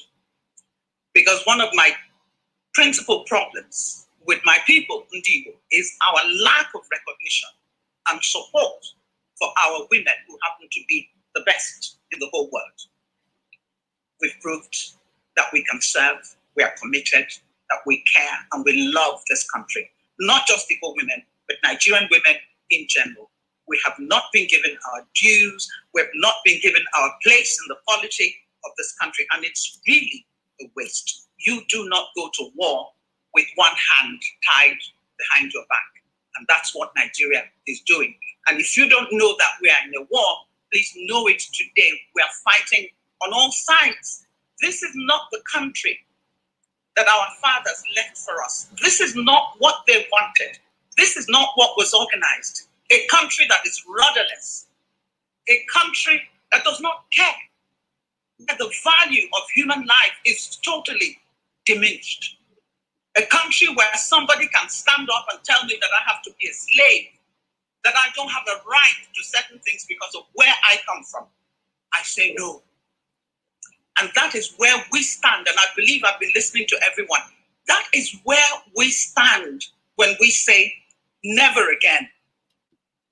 Yes, we have not explored all that brought Biafra about, and I've listened to some of these speeches here, and I cringe at the fact that not much has changed. We have learned nothing from our past experiences, and that is very sad. But what I can say to Nigeria, to Njibu, the rest of Nigeria, the world is not waiting for you. I'd like to thank all of those people who have criticized and abused Njibu. When somebody fights with his wife in their bedroom, it's the fault of Njibu. I was disgusted with all of us during the NSAS tribulation, and it was a tribulation, that our children were killed in front of us. What did we end up with?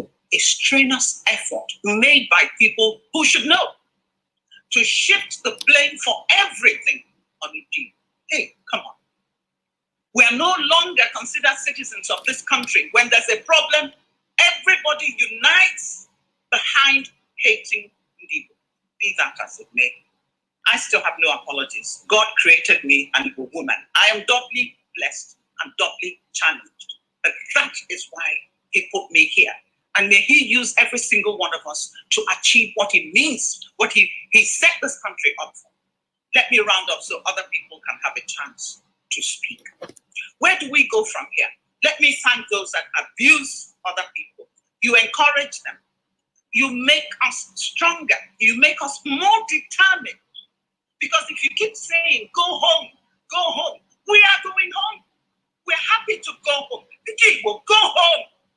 You didn't learn any lessons after the war, did you? Now you're back at it. And people, whenever there's trouble anywhere, everybody unites and asking you to go home. Please, let us go home. Thank you for asking us to go home. You are making us go home because you don't know what is happening in the Igbo region now. Is that we're getting together to realize that nobody loves you. I'm not speaking about individuals here, please. I'm speaking generally. You're not wanted. So even if they don't have, you're not wanted and they don't want to let you go, you can still go in many ways. Start taking care of your own problems. Start dealing with issues of food production, agriculture, development in every way possible. You are a people who are blessed just like everybody else. Never apologize for whom God has made you to be. Stand on it. Take it in the chin and know that you can make progress and show the world that this group of people can never be kept down. That the true Nigeria can never be kept down. Those who carry on as if they own the world and they own heaven, one day you will stand before the Almighty King of Kings and you will have to answer. Thank you all very much for having me. Thank you. Thank you very much for that short and brilliant speech. So on this road, we'll be going straight to the next speaker, and that will be Dr. Akin Baba Ahmed. Doctor, please, you are welcome to make your speech now. Thank you, sir. Thank you very much. Like others, I would like to also express my appreciation for being part of this very important meeting. And I'm happy that I'm speaking this late into the program because it has been a very rewarding 2 hours. I've listened to a lot of people. I'll be honest, I'm upset, deeply upset, because I've heard the kind of voices that I thought we shouldn't be hearing at this stage. And maybe it's a good thing that the organizers picked the theme Never Again. It's we who should be reminded about Never Again, not the rest of the nation. We are more bitter now about the Civil War. 51 years after the end of the Civil War, we are more bitter about the circumstances, about what happened, what didn't happen, what versions of history we want to adopt, what version of history we want to throw away, than we were 5 years after the Civil War. We finished this war in 1970. Within 4 years, virtually all the Igbo who had left the North, who were still alive, had come back to the North. They'd taken up their lives. Northerners have moved to the East. Nigeria had moved on. Here we are 50 years, abusing each other, disputing the history. So it's a good thing that we are saying never again. But I think we need to recognize never what again. This is the elite. This is the cream of Nigeria. And we are speaking in a manner that suggests as if we're still fighting the war, which means this country has not made any progress. Certainly it hasn't been. Now, history is very important. Virtually every speaker here has drawn attention to the fact we need to understand what happened. And there are many versions of this history, and you can never get just one version. There will be many, many versions of this history. There's no problem with that. But let's agree on certain basics, even if we put a spin on some of them. There are many things Nigerians did well. That every Nigerian got together and agreed that the British had to leave in 1960. That was a great achievement. It was achieved by Nigerians. We ran a government with all the problems for 6 years until the military came in and took away a democratically elected government. And they launched the country on a path of tremendous disaster, which went all the way until 1970.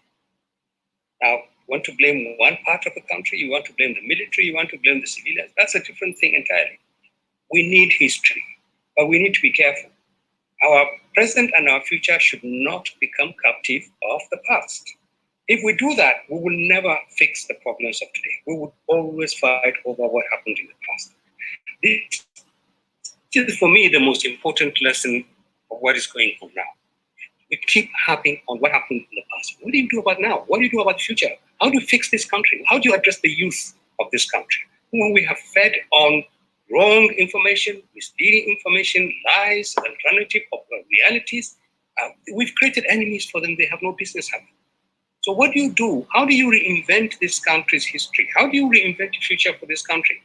Now, for me, I think the starting point is to recognize the fact that the elite, the post-Civil War elite, has substantially failed this country, and even more than those who launched this country into the disaster that ended in 1970.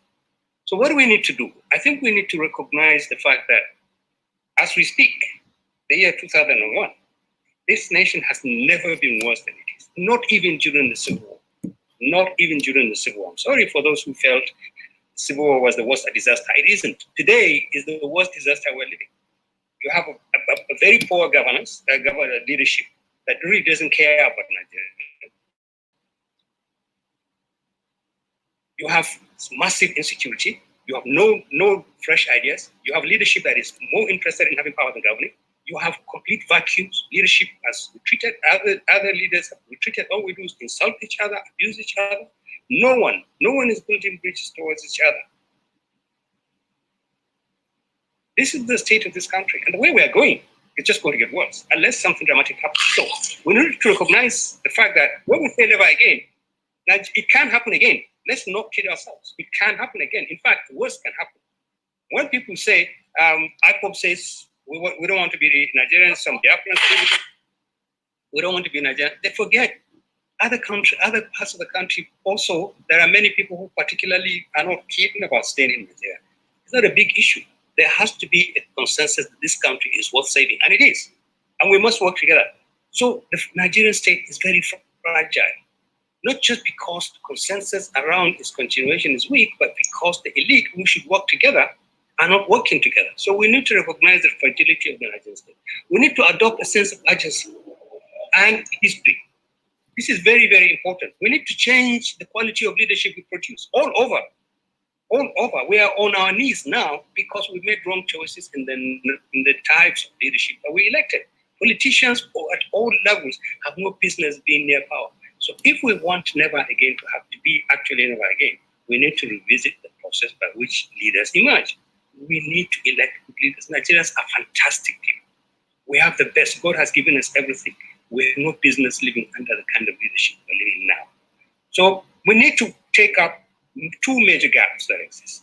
One, between the elites. You can imagine, a lot of people have been restrained in the way they talk now. We know, because I represent one of the groups of the elites, we know when we sit down or when we talk, we literally cheer at each other. Now, who else is going to fix this country? Is it the same government that can't fix security, can't fix the economy, can't fix the youth? They cannot fix this country. So you need to close the gap between the elite, and you also need to close the gap between the elite and citizens. What do we need to do? We need to build bridges. Thank God. I mean, I wish President Obasanjo was here. I would have said to him, thank you, sir. Because there's an initiative he started which is working now. He's bringing all these various groups together, and we're saying, put this nation on the table, and let's see what we can do with it. And we're doing it without questioning each other's qualifications to be there, without all the bitterness that I heard now in the voices of some people. So we need to build bridges towards each other, and we need to build the bridges that will reinforce the roots of this country. We need to adopt a positive attitude. This country can be fixed. This negative, cynical attitude that the nation has failed, I'm out, they don't like me here, they don't like. Look, there's no country where everybody feels equally at home. There's none. But we need to adopt a positive attitude. We can't fix Nigeria. We must fix Nigeria. Because tempting as it is, those who think that if they leave this country, they will have peace, you're making a mistake. Nobody can leave Nigeria and live in peace. And I'm telling you the honest truth, nobody. We spent 2 months, we spent 2 days in the East, the Northern Elders Forum, talking to Nigerian communities who have become victims of the NSAS was violence. And we met thousands and thousands and thousands of Northerners from all parts of the North. These were people who were born in the East, who would not leave the East for anything. We have thousands of their type in the North. So the roots of this country are very deep. But we are not recognizing that we need to adopt an attitude that says, create a Nigeria for them. Create a Nigeria for these Nigerians who are all over the country, who believe that it is worth taking a risk to live in another part of the country and to contribute to that community where you are and to feel at home. And this is very, very important. No Nigerian must be made to feel second class. None. We must build a country of laws, not a country of ethnic groups, not a country of rulers and other people. We need to build a country. So we need to adopt a positive attitude. And it is very important, particularly among the elite. We can and we must fix this country. Then we need to integrate young people. It's amazing. I sat here for the last 2 hours. I've been reading religiously all the comments that have been coming in from people outside this meeting. It's unbelievable. Close to 90% of them are people who are insulting us. We don't want to hear. We want out. We want out. We want out. Look at these people. The youth is entirely alienated. And I don't mean the youth from the East or the West. Our young are alienated. They don't feel part of this country. And we are not doing anything to integrate them. We're not doing anything to give them something value in Nigeria. This is a terrible problem that we all have. What is for them in this country? Look at what happened during the NSAS protests. Those are young people, and they were fighting everybody, not just government. They were fighting messed up with the wrong generation. This is very, very important. So finally, we need to recognize the fact that Nigerian history is not all disaster. Nigerians have done tremendous things, including fighting a war and finishing it and putting it behind us. We have the war is behind us. Let's not live in the war. We're not fighting that war again. We need to recognize how our leaders collaborated, how they quarreled, but how they moved on. We need to create new values. This is a nation that can be great. It must be me. No one should assume that there is a future outside Nigeria. Thank you very much.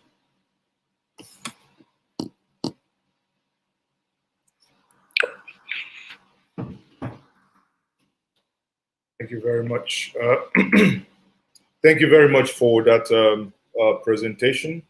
And I think you raised some salient points that should please engage our minds and for us to understand where we are headed to.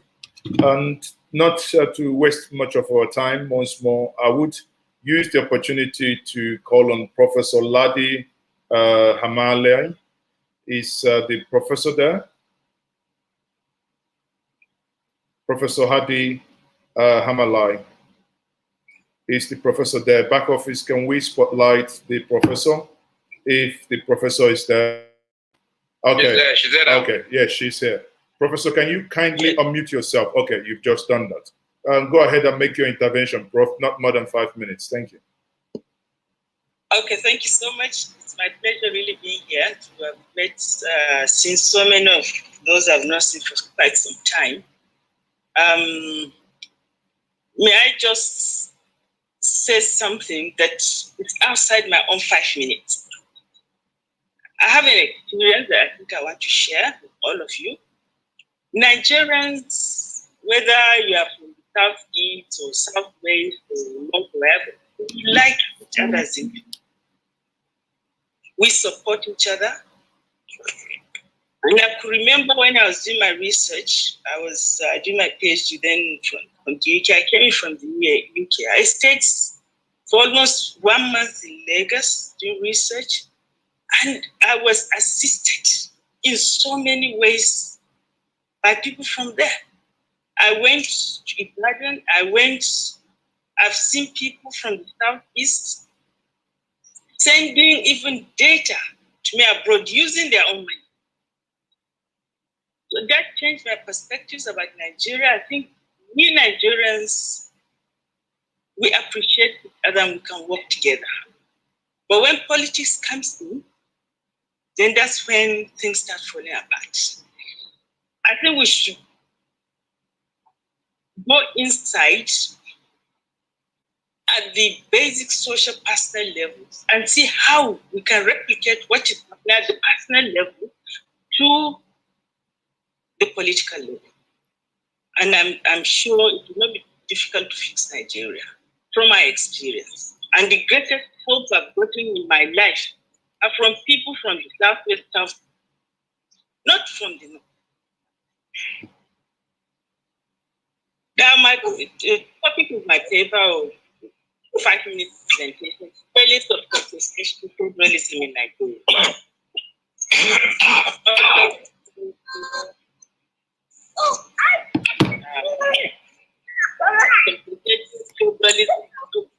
A way of regulating polarization, divisions in society, through power sharing arrangements, resource sharing arrangements, and so on and so forth. And some people believe, and often believe initially, people like Lippert and so on, that it's a panacea for solving divisions and conflicts within multi-ethnic plural societies that are badly divided. But we've seen also the failings of this kind of system. Consociationalism is not working in Nigeria well. Power sharing arrangement, whatever is resource sharing arrangement, is not working well. Even in Belgium, we are not sure if it's working that well. The intentions may not have been what is being realized, because every year you see more constitutional amendments in Belgium that is driving the nation towards confederalism and not the federation that they want to keep together. It's just like the states creation in Nigeria, the strive for state creation, create 30 states, you still want 50, you still want 100 more states, you still want this.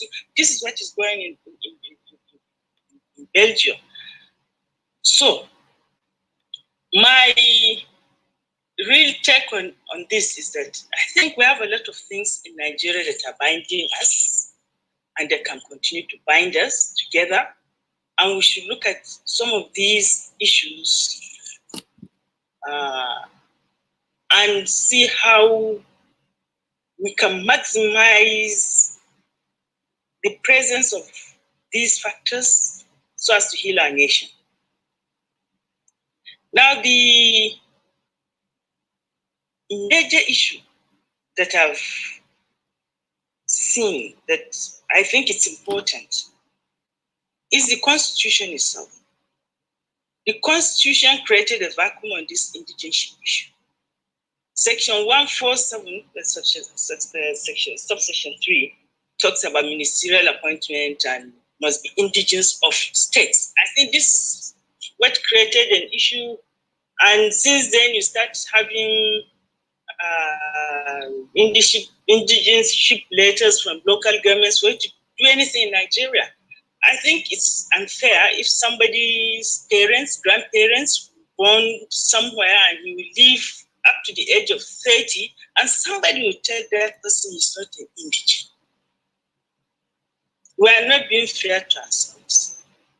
I believe that we should amend that section and insert a definition of indigene, whoever is born in that particular locality, in that local government, and has lived there for 16 years, that's voting age, or 18, should be given indigenship certificate. So you can have 1 million Igbo people living in the north who are indigenes of those states. This way we can start breaking these barriers. This is my area, this is not my area. This, the we against them mentality will continue to disappear. I think slowly people now find that there's an open space in the country for everybody. You belong to whichever part of the country, not just one part of the country. This matter was raised during the assembly. There was a bill, one of the proposals was to amend that section, but it wasn't. I think our elites, political elites, should rethink that position and revisit this particular matter. Now, the other issue that I believe it's important is the market. The market is one of the best buying places historically anywhere in the world. And Nigeria lucky that we have diversity in resources, diversity in culture, which would make a trade and investment important, and which can also create comparative advantage and complementarity that can unite a country. Rather than focusing on importing, why can't we focus on our domestic market and expand domestic market, expand trade and investment? I know successive governments have undertaken liberalization policies, marketization policies, but we are still not there. We have major challenges. Some of these challenges now include security, not only security, but even poor infrastructure. Fintech is there, is overcoming some of these barriers, formal and informal barriers. But I think strategically, policymakers should look at expanding the domestic market, expanding trade and investment, domestic trade and investment as a strategy for creating national unity, as a strategy for nation building, not just for economic growth. Then the other factor that I would want also to look at is that there's no way you can have national unity. Let it be my final point. There's no way I can have national unity if you have so much corruption, very weak institutions, so much deprivation, poverty, unemployment, hopelessness of citizens, especially the young ones. You have to address some of these issues. There are researches upon researches done that tend to look at a comprehensive political instability index from the perspective of accountability and inclusiveness, accountability and economic growth. This particular, out of maybe a few thousand indicators, accountability and economic growth tend to be the highest in terms of contributing to political stability, peace, and nation building. Without that, good governance, then you are in trouble. Then you continue disintegrating, as so many of these African countries are doing. And I pray that we start looking at our own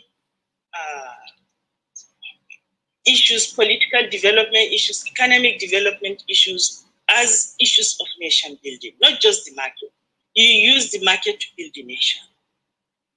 EU is there because markets to thrive, development to thrive, you need a free market, you need an expanded market, you need all areas working together on the basis of equality and common grounds.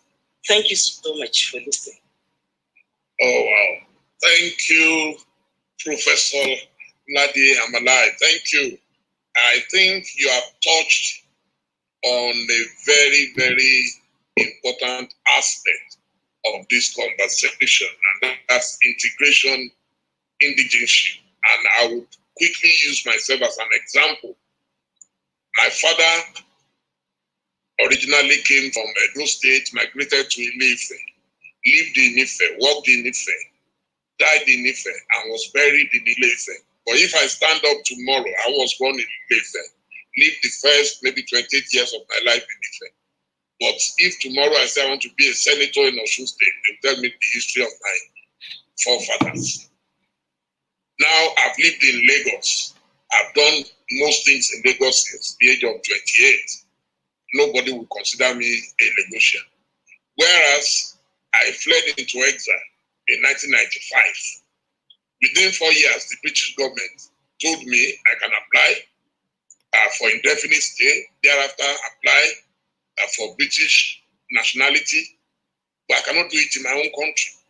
So I think that should be the food for thought. If your child is born in America today, immediately your child is qualified to be an American. So if an Igbo man who has worked all his life in Lagos or Kaduna or Kano has a child in that state, even if you live there forever, people will still call you a foreigner. So I think these are some of the issues, practical issues we must address before we can move on. So on this note, I would like to invite a man that I admire a lot, a brother, a friend, Mr. Peter Obi, the former governor of Anambra State. I'm sure he's on standby. Please help me welcome Mr. Peter Obi. You are welcome, sir. Thank you. I don't know whether I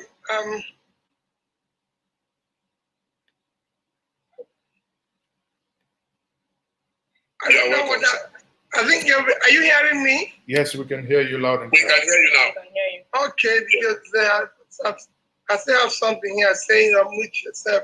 We can hear you. Can hear you, no problem. Okay, well, mine is very simple.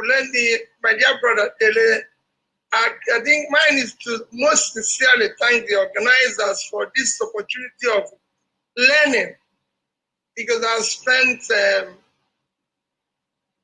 some few very good time learning from the time it started till now, that I wonder if I'm able to make any contribution at all. But Thank you very much for this opportunity to learn. My contribution is very simple, never again. If you listen from our fathers that we hear, which I'll thank them as their son because I listened to them, tell you where they are yesterday, and you listen to my own brothers from Kuka to my sister, Yeka, and Abia, you could see that when we say never again, it is, we just have to remain prayerful because we are still traveling on the same road to the same destination. The road has gotten more bumpy, worse than it was that then when they traveled it before.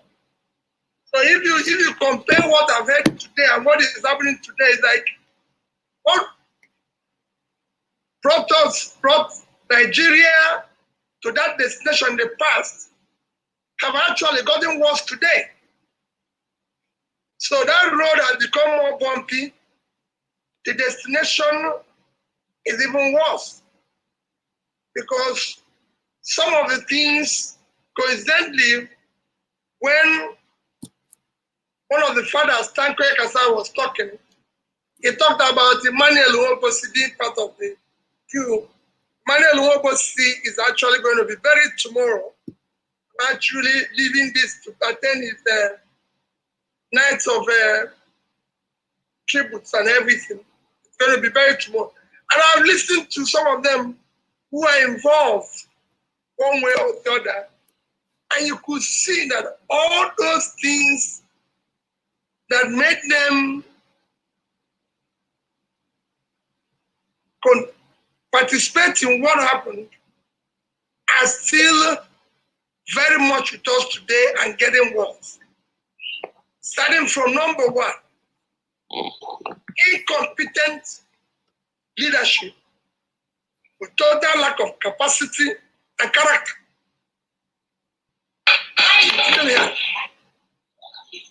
You have a situation where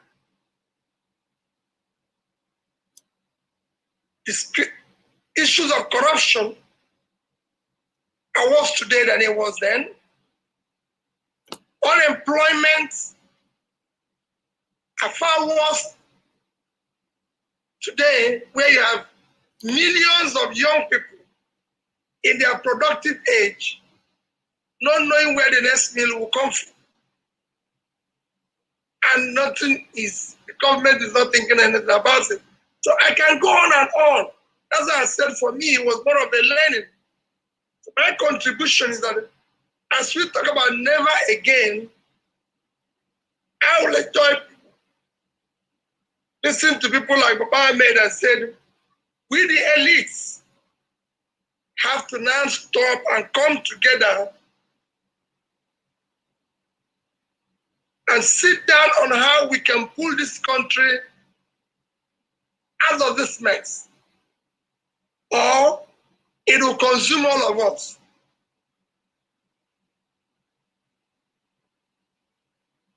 That's where I will end. I said my own is the learning, but we cannot continue the way we are today. We have across the entire country, for local government to the highest level, what I can call incompetent leadership that don't have the capacity to solve the country's problem. Then I know you have discussed it, and I tell you, you don't go to a Formula One competition, they won't drive. These vehicles are being driven by more drivers. The vehicle are across the country. That's why you have too many accidents. So you need to have the proper people who are competent, who can do the job and everything. That's what China, India, everybody, Professor Patton has studied so many countries, he knows that the first thing they start with is competent leadership. If you don't have it, you have a problem. Thank you for inviting me. Thank you, sir. Thank you so much.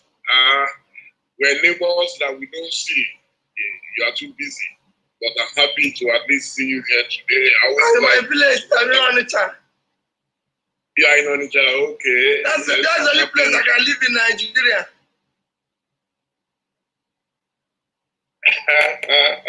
No, you can't run away from Lagos.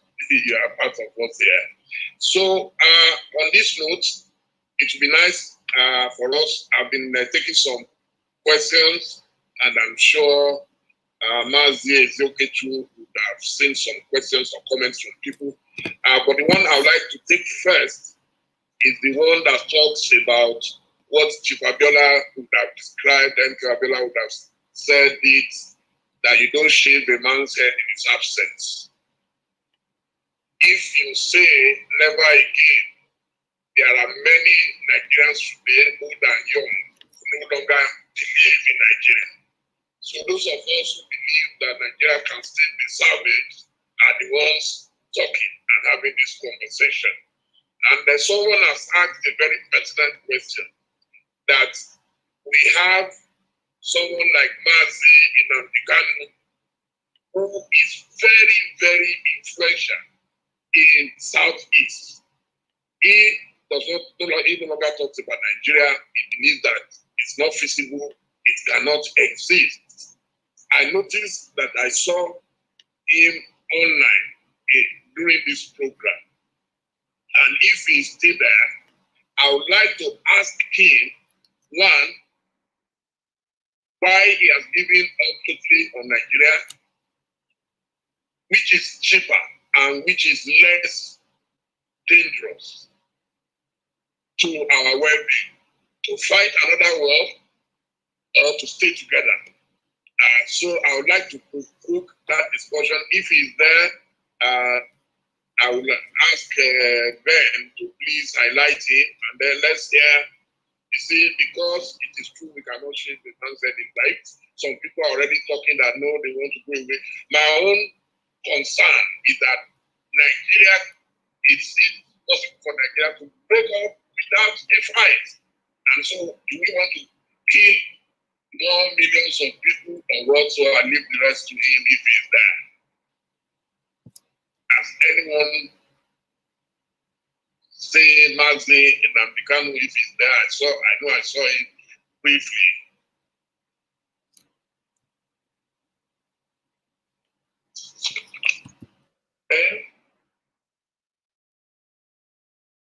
If he's not there, then maybe Mazi should also take one of the questions or comments. Yes, thank you very much, Dele. I think Mazi Nnamdi is no longer here. I think he came in with Nnamdi Kanu's iPhone, or Kanu's iPhone, but I can no longer see that device anymore. On that note, I would say it would have been nice to have his perspective on the question you threw. Now, one of the things, if the back office could help me do is, we know that we have questions, as you rightly pointed out, but we have people who have raised their hands to either make their interventions or ask questions, and we will give them 1 minute each.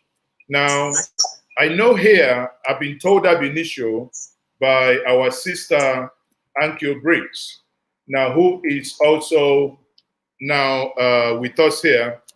It would be nice to have Ankyo Briggs make a very quick intervention. We permit you 2 minutes, but please, sister, do not exceed the time allotted to you. Ankyo, if you can unmute yourself and make yourself visible, we will.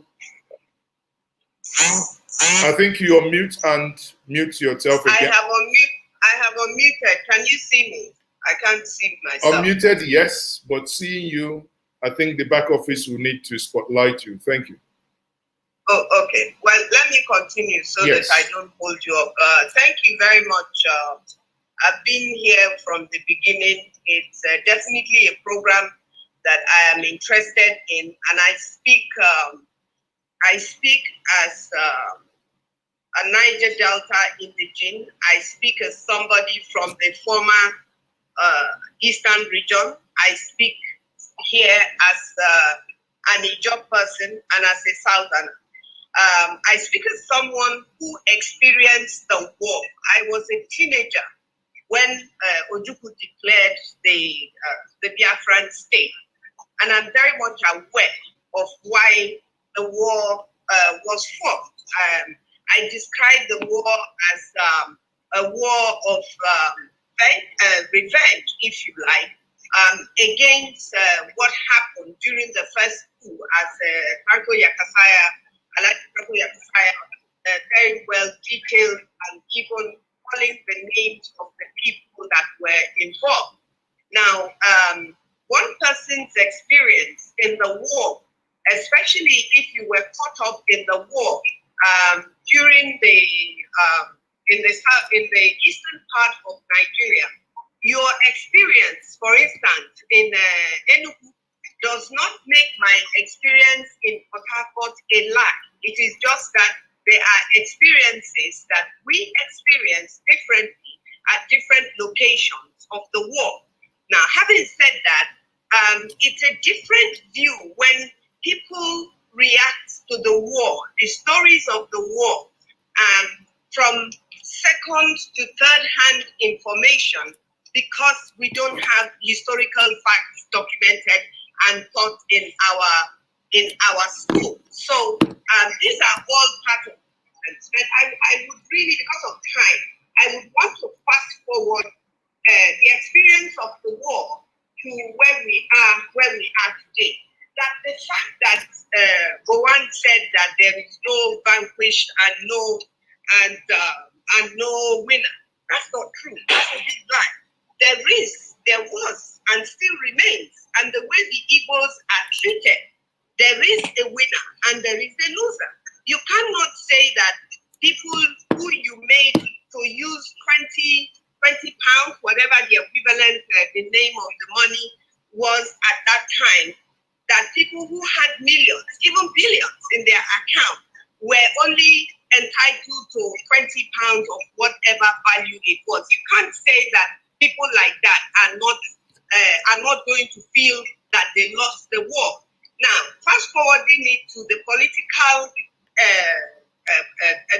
situation in Nigeria today, the political situation is saying, and I have said this, that first of all, the North, the way the North is projecting itself, it has no idea of giving up power in 2023. If it does, you will not have people of northern origin like El-Rufai saying that they want to contest for presidency after Buhari has done 8 years, that a northerner will now contest again because that is fair. No, it is not fair.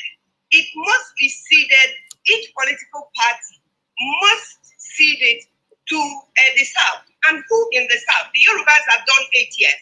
The Niger Delta people under Jonathan have done 5 years. 4 actually, if you consider that he was only elected for 1 tenure. Now, so if it's going to go to anybody for equity and justice, it has to go to the Southeast. That is my personal position that I am canvassing amongst my own people. Because if we go into 2023 election and we don't have a new constitution and we have not restructured Nigeria, then we're wasting our time. Now, the very last point I would want to put across is the fact that people are saying they want to live. I believe in that concept, depending on the argument, depending on where you're coming from. If people are frustrated enough, and we all are at different times, the Niger Delta people, my people raised arms against Nigerian government in the 2000, leading all the way up to 2009, when they accepted amnesty. Now, if you're coming from that angle, we've done everything. We've even brought the economy of Nigeria down. So if my people now feel that the only way is out, then you have to discuss from that platform. If Igbo feels that they don't want then you have to discuss with them from that angle. So when people come on forums like we have now and make us to feel whether it is Igbo, whether it is a Niger Delta ethnic nationality, make us to feel as if we are the problem of Nigeria. No, Nigeria is actually the problem of my people because there is great injustice. You cannot continue to sustain 36 states if you take away the oil producing states. Take all their oil, share it amongst people who produce nothing, and then say that this is about one Nigeria. No, it is not about one Nigeria. We must do something about the constitution if we truly believe that we want to fix Nigeria. Then if we don't want to fix Nigeria, that's what we say, okay, let us discuss how we're going to move forward, whether that moving forward means within or without Nigeria. I don't know whether I'm still within my space or not. I think thank you very much. I think you've well exceeded your allotted time. On that note, I would be handing over to my good brother Dele for that. I think Mazen Nnamdi Kanu is back here, so Dele can repeat that question again. He's back. He's back. I've had the privilege of speaking extensively with Mazi Nnamdi Kanu in the past, and we've been on this conversation for a while. So I'm happy to welcome you back, Mazi. Thank you for agreeing to join us back at short notice. The question is, there are those who believe in Nigeria, but you have virtually given up on Nigeria. And I've asked this question before. Do you think it is possible for any part of Nigeria to break away without another war? Which is the concern of most people who oppose whatever you stand for at the moment. So is it possible for us to break away without another fight? And here we are at this conference talking about never again. The meaning of never again means we should not repeat the tragedy of the past. Thank you, Mazi Nnamdi Kanu. Thank you, my dear brother Dele. Thank you very much. And also Mazi, the co-host of this very wonderful and unique forum. I want to acknowledge those that went before me, our elders, the two people that actually have so much regard for, Baya Debanjo, and also our own father, Bazilika Mechi, and also my regards and respect to Bishop Coker and all the rest of them that spoke. The fact of the matter is that we can break the war without any rancor or need to go to war. We mustn't forget that there was a country called Czechoslovakia. Today, they are the Czech Republic and Slovakia. They never fought any war. And for us to properly contextualize this never again theme or scenario that people are talking about, we must go back to how we were before the white man came. There was no war between Biafran people and Odudua people before Lugard came.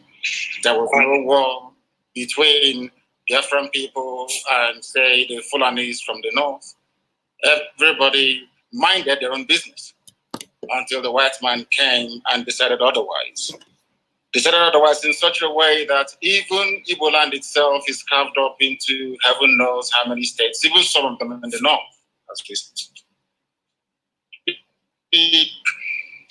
My own relatives from a land that we never fought any war with decided all of a sudden that we are no longer together or should be one as a people. All of these things are the vestiges of colonialism. And I blame it squarely on the shoulders of those that call themselves the founding fathers of Nigeria. And after them, those of them that call themselves rather laughably the elites. You don't have elitism in a place where there is no running water, no good roads, no good schools. Cattle headers are busy slaughtering and massacring people everywhere. And some people have the temerity to come out on national television or on this forum to say they are the elite.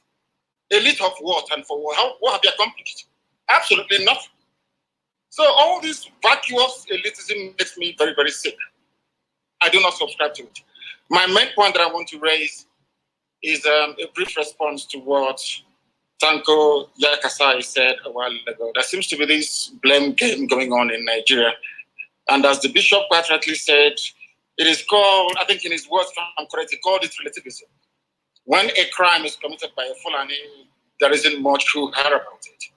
If some crime is committed by an Igbo person or by a Biafran, there seems to be an amplification of the implications of that very crime, regardless of how minuscule or irrelevant it may be in the wider scheme of things. Why am I saying this?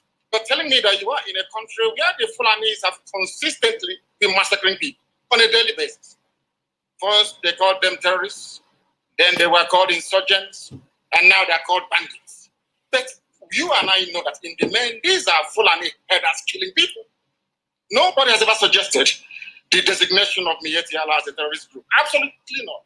You live in this sort of, under this climate, such as the atmosphere of impunity and lies. You witness these things every blessed day. And some people will have the guts or the temerity to talk about one Nigeria. Nigeria that came into existence only 60 years ago. How about the ethnic nationalities that existed before Britain was formed? The thing that we keep missing is this. Nobody has the guts to ever interrogate or challenge the deficiencies within Nigeria. And what do I mean by that? We never actually promulgated nor sustained constitution in the first place. There is no Nigerian constitution. In other words, the ordinary public in Nigeria has no say in how they are governed. How then do you expect that country to move forward? How do you expect healing and reconciliation? How is that possible? You and I know it's never ever going to be possible. Yakasai and northern commentators keep harping about the 1966 coup. It was an Igbo coup, which of course is a lie. I would recommend that Elder Tanko Yakasai go back and read Ademoyega's Why We Struck. One of the people that he mentioned, he wrote a book, Why We Struck. In that very book, it was made explicitly clear that what happened in 1966 was a revolution. And I make bold to say this, without casting any aspersions or degrading anybody, only the South can carry out a revolution.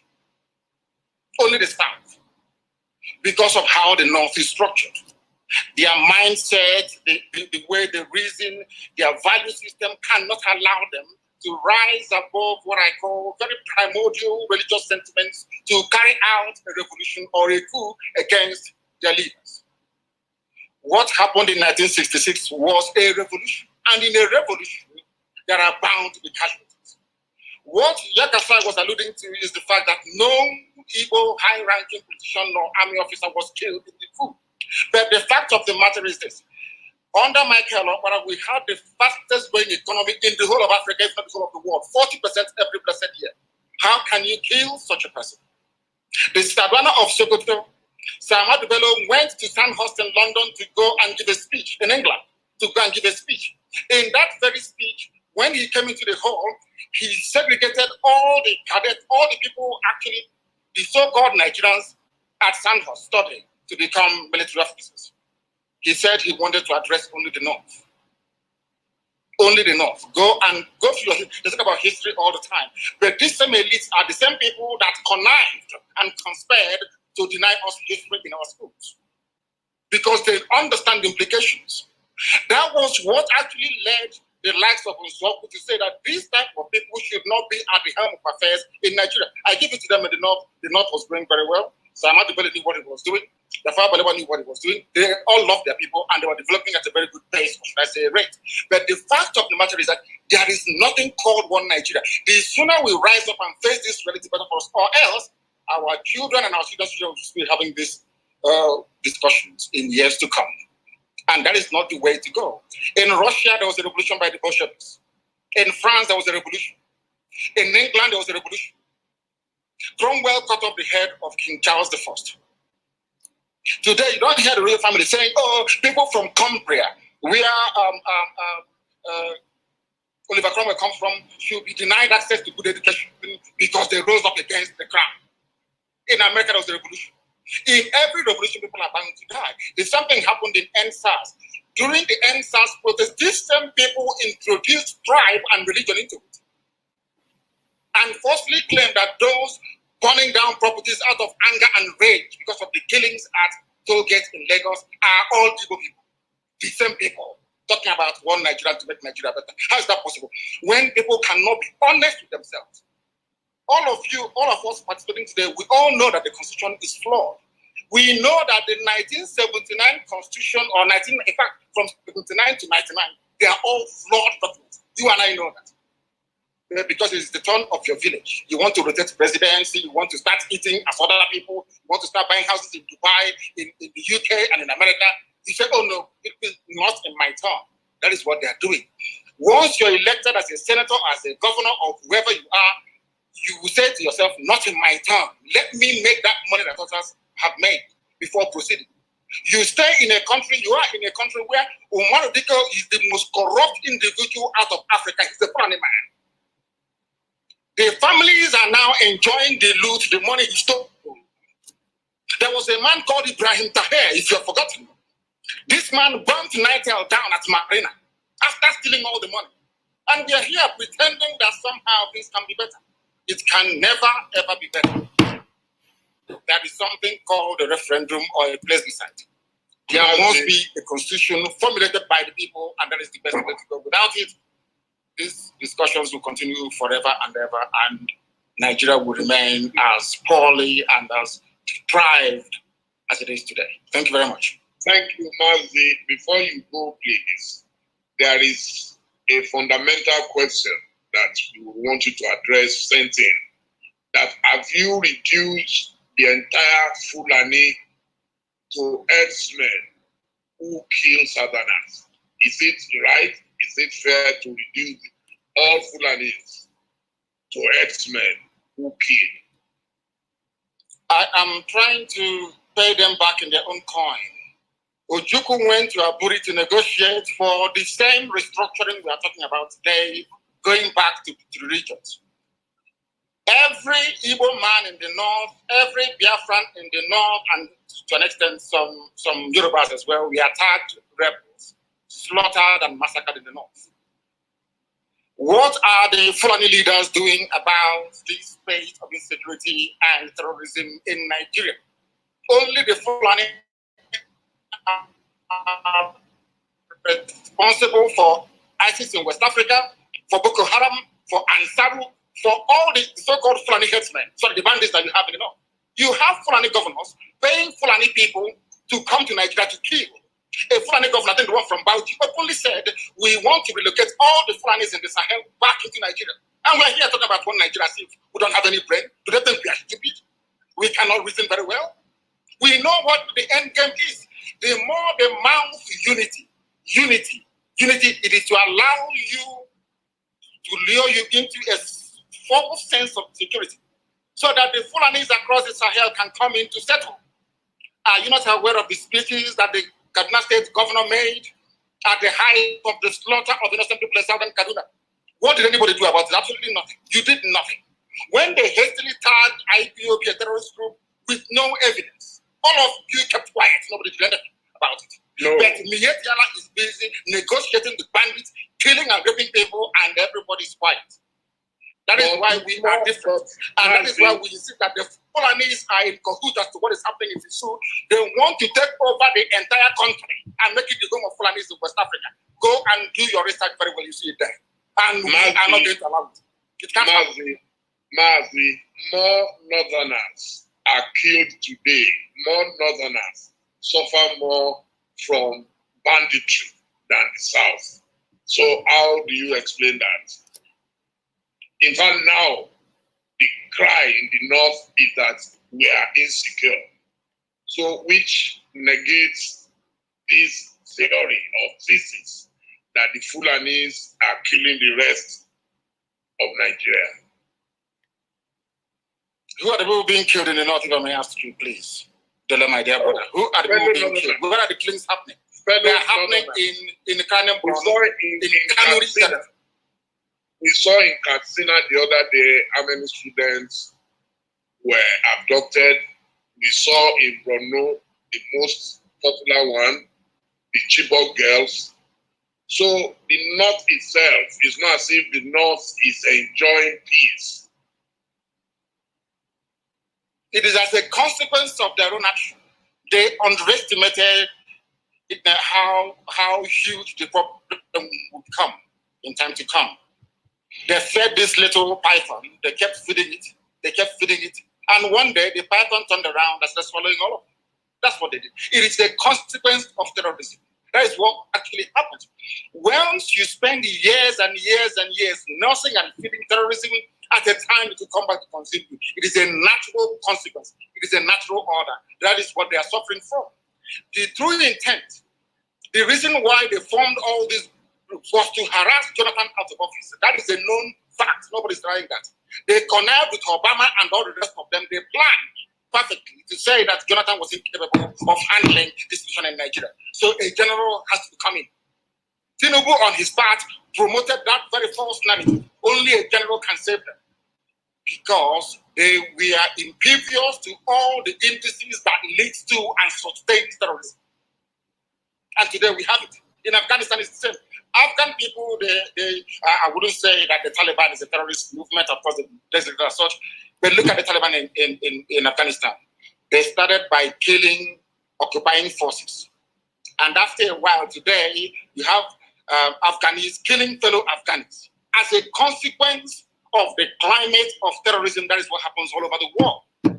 What is consuming the North today was what they themselves created. But some of us are too scared to speak the truth. The truth. Who brought terrorism into Nigeria? Let's be honest. El-Rufai said it. We are paying bandits in Kaduna to stop killing people. Who brought them in? They did. A Fulani governor of Bauchi State said, we are seeking to resettle Fulanis into, are we deaf and dumb and so stupid we cannot reason properly? We are here talking about the niceties of constitutional change and reform and all the rest of it. They are not willing to do it. They understand the implications. Once you regionalize the governance of Nigeria, they understand that their stranglehold on the resources from my land that sustains that very contraption called Nigeria will slip away from their hands. And they do not want it. My anger is reserved for those who are complicit in the mess called Nigeria. They are complicit. Why are they complicit? They know the truth. You and I understand the truth. They have a solution to the problem. And somebody's telling us, oh, we the elites, we need to agree. Who are you? What elitism are you? From where? Who are you? It is the masses, the population that determines. It is called a republic for a reason. It belongs to the people. The people will rise and determine how they should be governed. Not a few spent forces somewhere in Abuja discussing the fate of millions upon millions of people. I am a Democrat at heart. And I want, if it is possible, had Nigeria been good, do you think I'd be agitating? These people, they buy houses in Dubai, they buy houses in England. Is the man, people talk about presidency, regional presidency rotation, is the Prime Minister of England from Isekeresi. Is the Prime Minister of England, is he an Urugu man? But you prefer to buy houses in England. You go to Dubai, is the Crown Prince of Dubai or whoever is ruling Dubai, are they from your village? Are they from your village? But you will prefer to go and buy houses in Dubai than to buy a house, let's say in Bauchi, that you are in one Nigeria. Mazi, thank you so much for your contributions. We hope maybe you and I would have a direct conversation again very soon, if you agree, and then yes, we can continue. Thank you so much. Thank you. Thank you very much. Thank you. Well, Mazi, is it okay? Please, I think we are getting to the end, and I'm sure Professor Batu will still like to have a few words to summarize what we have been able to achieve today. But the conversation will definitely continue. And I'm sure we will also bring Ngozi to speak to us. So, Mazi, please. Thank you very much, my brother Dele. And as you rightly said, we will be bringing in Professor Patu Tumi to quickly speak to us. But after Professor Party-Tume speaks, I would like to give at least 3 people from the Zoom meeting, the participants or the guests. There are about 3 or 4 people who, for the last 1 hour, 2 hours, have been raising their hands. I would just want them to quickly, 1 minute, to have their intervention. But first of all, let's give Professor Party-Tume the time to summarize. Prof, can you please go on? Thank you, sir. Well, thank you very much indeed. I appreciate the passion that is flowing from all the speakers. I would like, however, to suggest that as passionate as we all may be, that where we're going is more important than where we are coming from. Yes, sir. We'll get back to you, sir. Okay. Yes. I think, first of all, let me give a message. Dr. Kalu Dikakalo has been on the phone with me. He's very unwell, but he wants his sentiments communicated to all. He wants to encourage us to see this as bridge building, which is really where I stand myself. We must build bridges to make progress. I think that Ambassador, God knows Igali, was brilliant as a scholar in looking at how history has affected the development of nations. There have been wars and there have been wars. There is no point in becoming hostage to yesterday. I think what matters is how we ensure yesterday does not get in the way of a better tomorrow. In Ambassador Igali's comments, he talked about Europe and all of those. I wish Nigerians read enough of that part of Europe's history. The defenestration of Prague and how a quote-unquote small thing resulted in 30 years of war that brought us to the Peace of Westphalia between 1618 and 1648. And the 100 Years' War was referred to in his comments. All of those things have happened in history. People have not allowed those things to block their future. Instead, they were building blocks of tomorrow. This is why I personally thought that one of the most captivating presentations today came from Dr. Akim Babar-Ahmed. Because, yes, we must understand yesterday so that we don't repeat the mistakes of yesterday, as George Santayana warns us about history. But I think that it would be greatly service to the future if we become hostage to that history. However, learning these things from passionate people is useful to condition understanding, but not to color the essence of where we should be going. And that is really what matters. And so, Mazit Nabikanu, your passion is understandable, but there are people who will see history from different perspectives. So let us just all manage this in a way that we can build a greater tomorrow for our children. Because this is really what counts. That history happened, it has happened. Where are we going? How do we build a nation in which there's equal opportunity for everybody? How do we build a civilization of love in which people care about one another? And we've heard even from this discussion of history. Senator Shehu Sani talked about visiting the Altini family very recently. It is those kinds of voices that we'd like to be hearing. That's the purpose of the Never Again conference series. How do we bring those out? I was talking about my 1.5 hour conversation the day before yesterday with President Obasanjo, and his insistence, if I threw the thing at me, you are going to have to lead this research that will produce these documentaries. Let everybody, we name names, everybody who was involved from that coup that we talked about, Bembulie. I didn't even know when we were discussing that one of them was going to be buried tomorrow. But we named all of these people one by one. This conversation with General Obasanjo the night before. And the question is, let's get all of them to speak truthfully. What happened? How did Iransi get killed? How did this person get killed? Not to get people to be lost in them, but so that people really know, and you can explain away some of the things were driven by rascality, some were driven by enormous passion of revolutionaries, some were driven by ignorance, some were driven by love of country. The point is that our country needs to make progress. We have fallen behind. Our peers around the world have gone way ahead of us. They too had wars.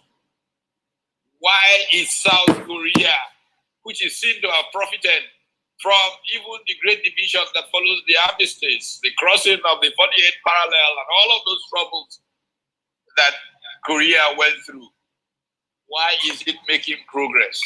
Why is Nigeria the poverty capital of the world when that war gave us technology that we could have built on, and commercial enterprise will grow out of military, which is what happened in every war. I mean, the gains of military science is often what leads to the advance in commercial technology after wars.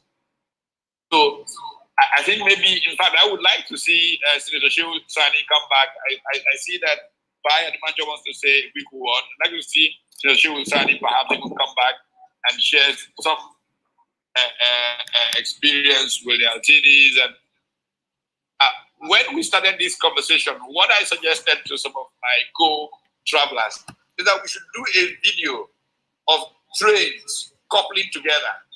The metaphor that I used, I mean, I lived for some time in Boston, and I used to commute to New York and Washington by rail from Washington. And if you go down somewhere, I think it's Connecticut, back in the 90s, I don't know if it's still that way, I don't know if it has to do with the gauge or whatever. The train that comes from Boston stops there, and there is a recoupling. The engines that have driven you have to go off, another set of engines come back. And I had asked for a video to be made for this meeting of trains being coupled. And the point was to show how can we recouple Nigeria after BRICS, such that we have a true handshake across this federation, and people working with people to build a better tomorrow for all of their children. This is really what this conversation is about, and we will profit from getting more of that out of this engagement. Thank you, Mazi. Thank you. Okay. Thank you very much, Professor Patu Tommy there. You know, you've basically put it in a very, you know, straightforward way. Now, there is something that I want us to quickly explore here. I do not know if we still have Senator Shehu Sani or the Alhaji Hakim Ahmed.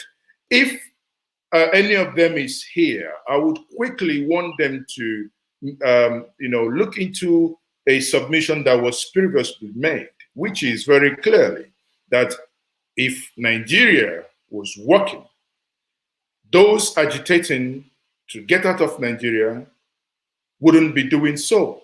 Now, I think it will help us to come back here and look at it. The question again, is Nigeria working? Is it that the inability of the Nigerian system to work is what is pushing people into agitation? In the time of 1966, that this coup happened, was Nigeria working? Is Nigeria working today? Is it a new metaphor? Is it something new? Or is it something that has been in existence for over a long time? Honestly, it's something, a question that comes from Facebook, it's come from the YouTube, is come from, even within this Zoom.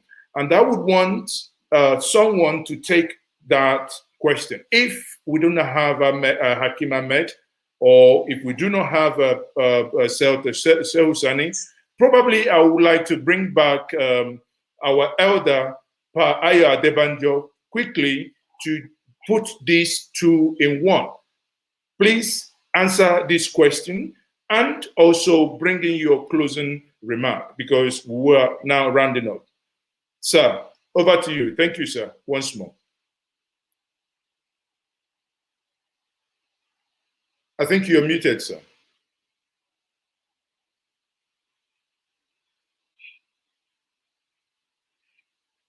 Hello? Yes, we can hear you, sir. Go ahead, sir.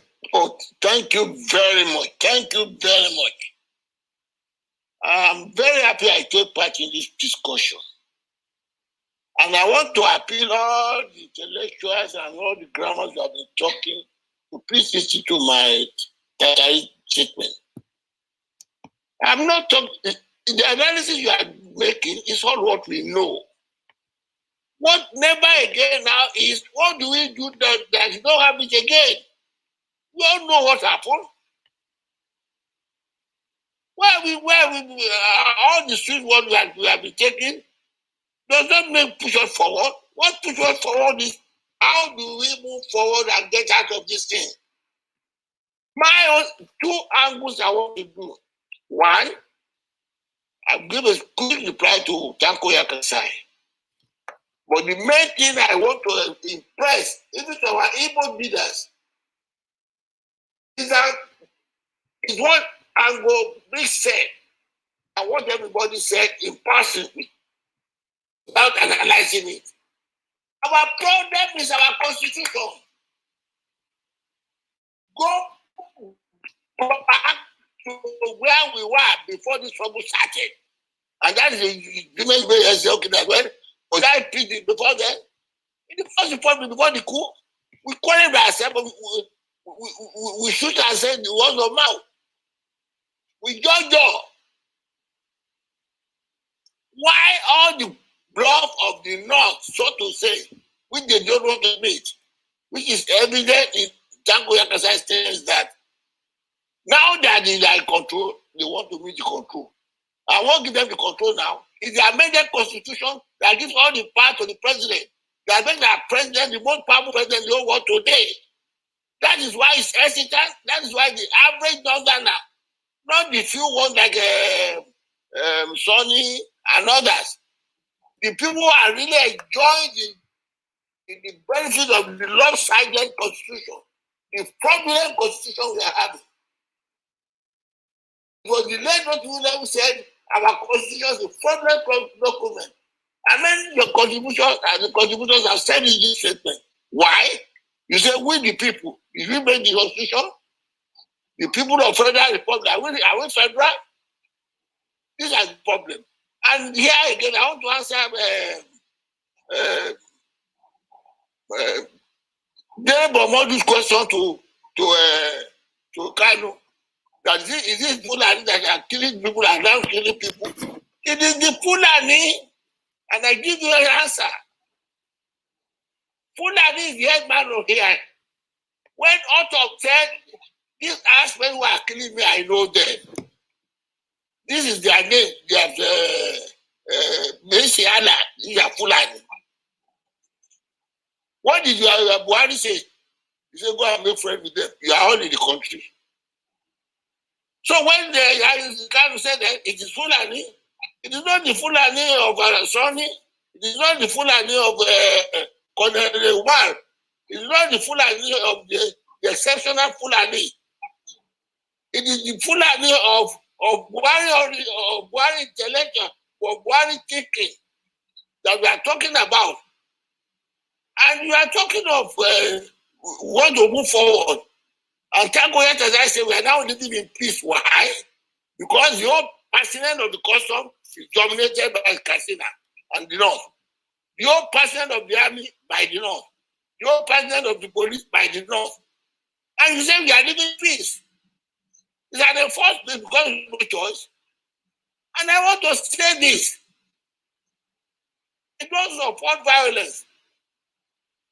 I am one with Kanu. Why? I don't want this party to break.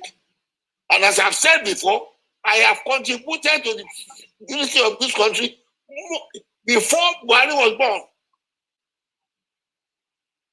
In 1950, we have been talking of this balanced constitution.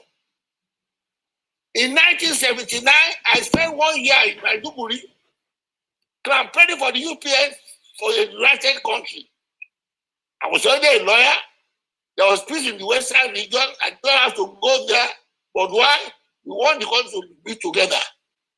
So when people talk of united country, many of them don't contribute half of what I make in the country for them before the result of the unity. And let me say this. If the country today agreed to restructure the country back to federalism, you have signed the Kanu. I have said it before. I have said it too. There will be no agitation from the Igbo people if there is true federal constitution where derivation is made, which you now call resource control. All the trouble we are having now, all the country we are having, are the product of the imposed constitution. Let us face that. The moment you do this constitution to what we all agree to, there will be peace.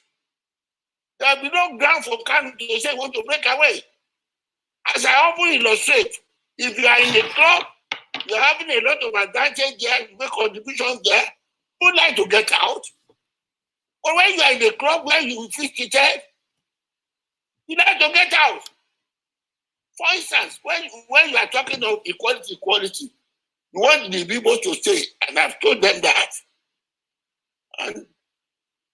And you say the presidency is something, they are not entitled to beg for it. And why do you always refer to the North to concede to you? I object to that. And my brothers from this week should take note. The attitude of the presidency is selfish. The attitude to it is constitutional right. And that is why I am pressing there should be a change of this constitution before any election. And I will be using the language, no Nigeria. The bottom line, when there is no structuring and you keep putting to they are having, it's not the fact we agree to, it's the part they made themselves when they staged the coup. All the problems of the coup, we all don't understand. But let's just have the courage now to tell our northern brothers who often pretend, like Jako Yakasai, that everything is all right because they are power. And then we tell you, after you can't have it without our consent. And people now talk about you about if you do this or the North will not agree. What gives the part of the North to agree to our own to that we are going to be in Nigeria? Why? It is inequality in the constitution, which they made themselves. So my own people, all the grammar you are trying, and I've told.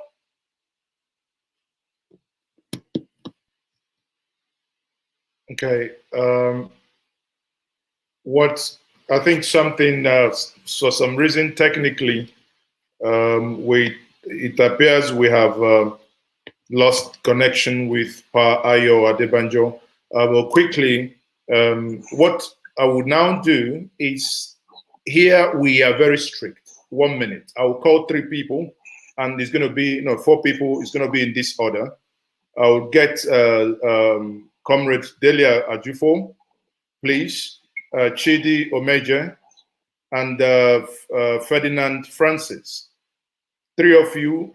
The last person is going to be Charity Shakari. Please, 1 minute intervention. Unmute yourself and make your intervention starting from Deli Ajofu. Deli Ajofu, please, quickly, 1 minute. I want to thank you for giving me the opportunity to say something. We have different views on what should happen in Nigeria. But if we must stay together, the North must divest itself of that arrogance of I am born to rule. It's nauseating. It infuriates most of us that it's pushing us towards the secessionist group. Until we do that, we're not going to talk to each other the way we should. I have dwelt on it on different platforms, and I'm not going to go into details. But those of them who are from the North, who call themselves elitist people from the North, should divest themselves of that program. Thank you very much. Thank you very much. Chidi or Major, please. Chidi, quickly, Hello? 1 minute. Hello? Chidi, quickly, 1 minute. Chidi or Major. Hello? Chidi, please, 1 minute. Can you hear me? Yes, we can hear you. 1 minute, please. We are losing your minute. So, okay, now I'd like to direct my questions to our elder statesmen from the North and, of course, in the Southwest. If we agree that the greatest problem we have, can you hear me, sir? Yes, go ahead. Sorry, hold on. Padebanjo, please hold on. We will come back to you. You went off, so we've continued. We'll come back to you, Padebanjo, please. Chidi, go aheed. So let me go straight. I want to find out from these elders of ours who are not really from the Southeast, or not Igbo people. Would they agree with us that the first step towards reintegrating us, the Igbos, fully into the system is by supporting us to produce, to have what we call presidency of the Southeast Restructure come 2023? Wouldn't that be the first step? Thank you. Okay, thank you very much, Chidi Omeji, on that. Ferdinand Francis, please. Go ahead and speak. 1 minute. Ferdinand, please. Can you hear me? Yes, go ahead. Yeah, thank you very much for giving me this opportunity. Please, I'm sorry for the noise because I'm on the road. I just have a few questions to ask the elite.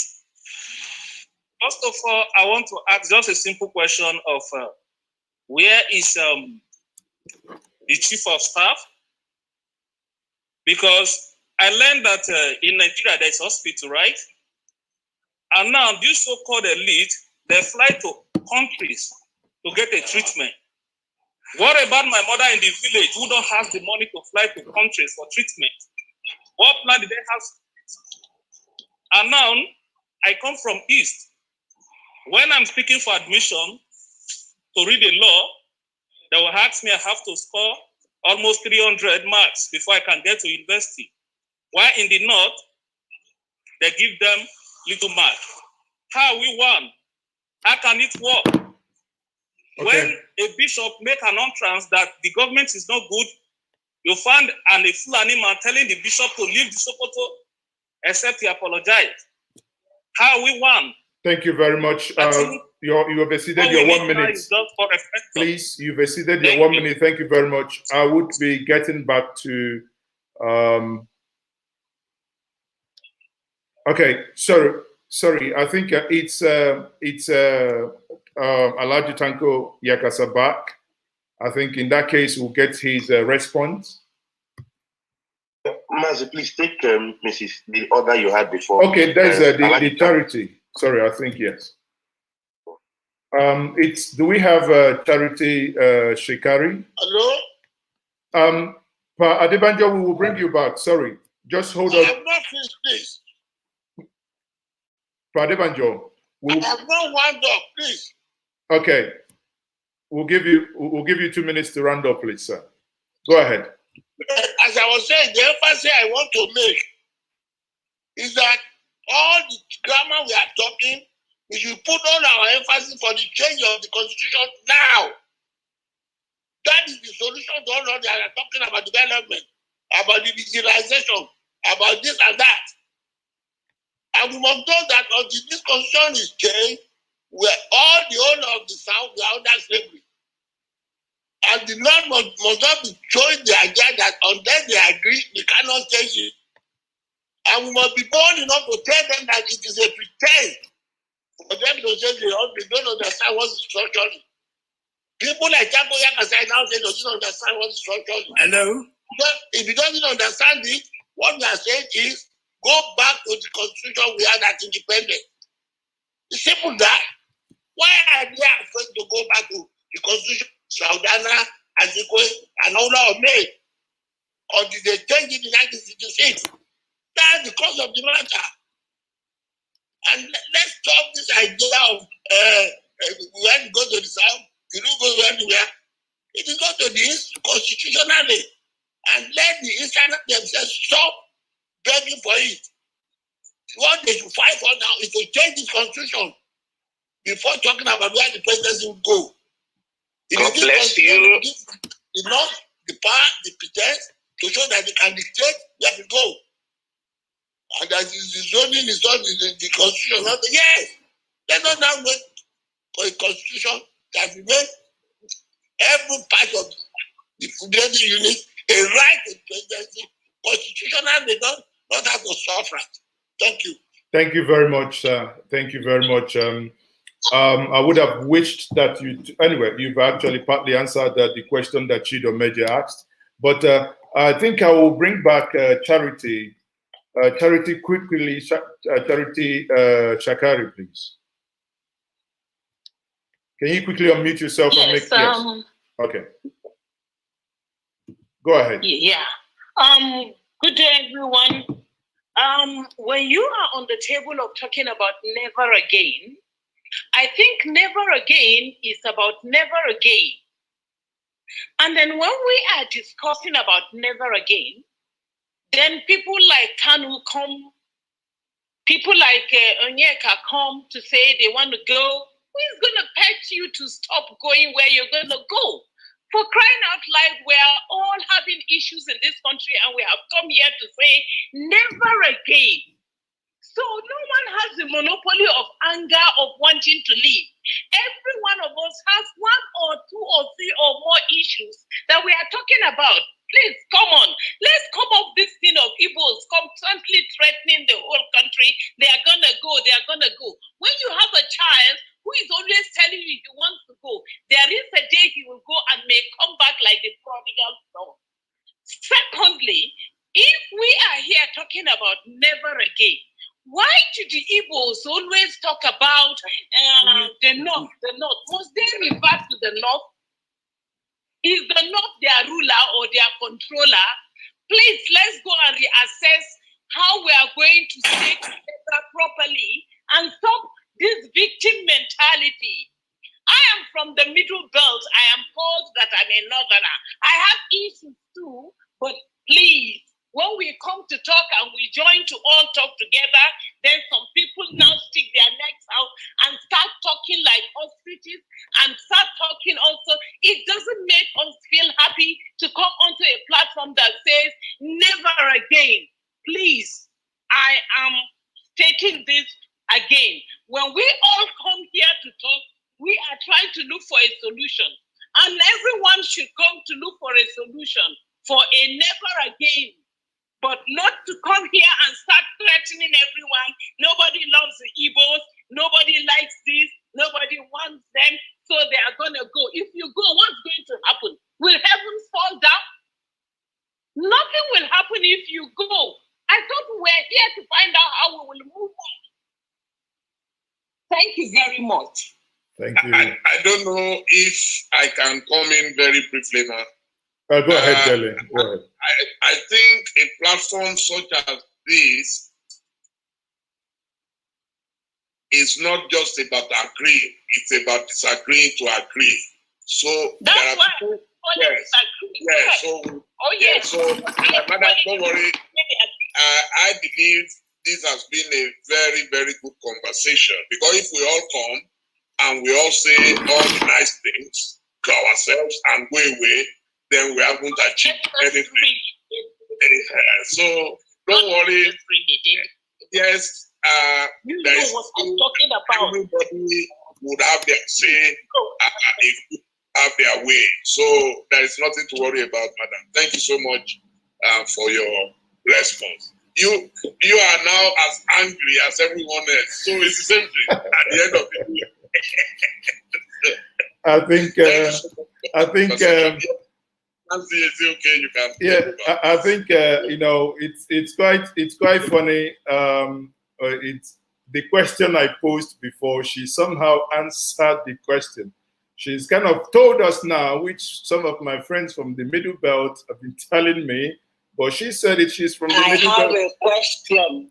Hold on. So she said she. Let's take Alaji Tango Yakasai, please. Okay. So Alaji is back. Yeah. Alaji, you can please make your summary. Thank you. Can you hear me? I have a question.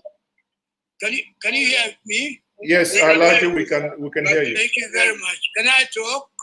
Go ahead, please, sir. Please go on, sir. Yes.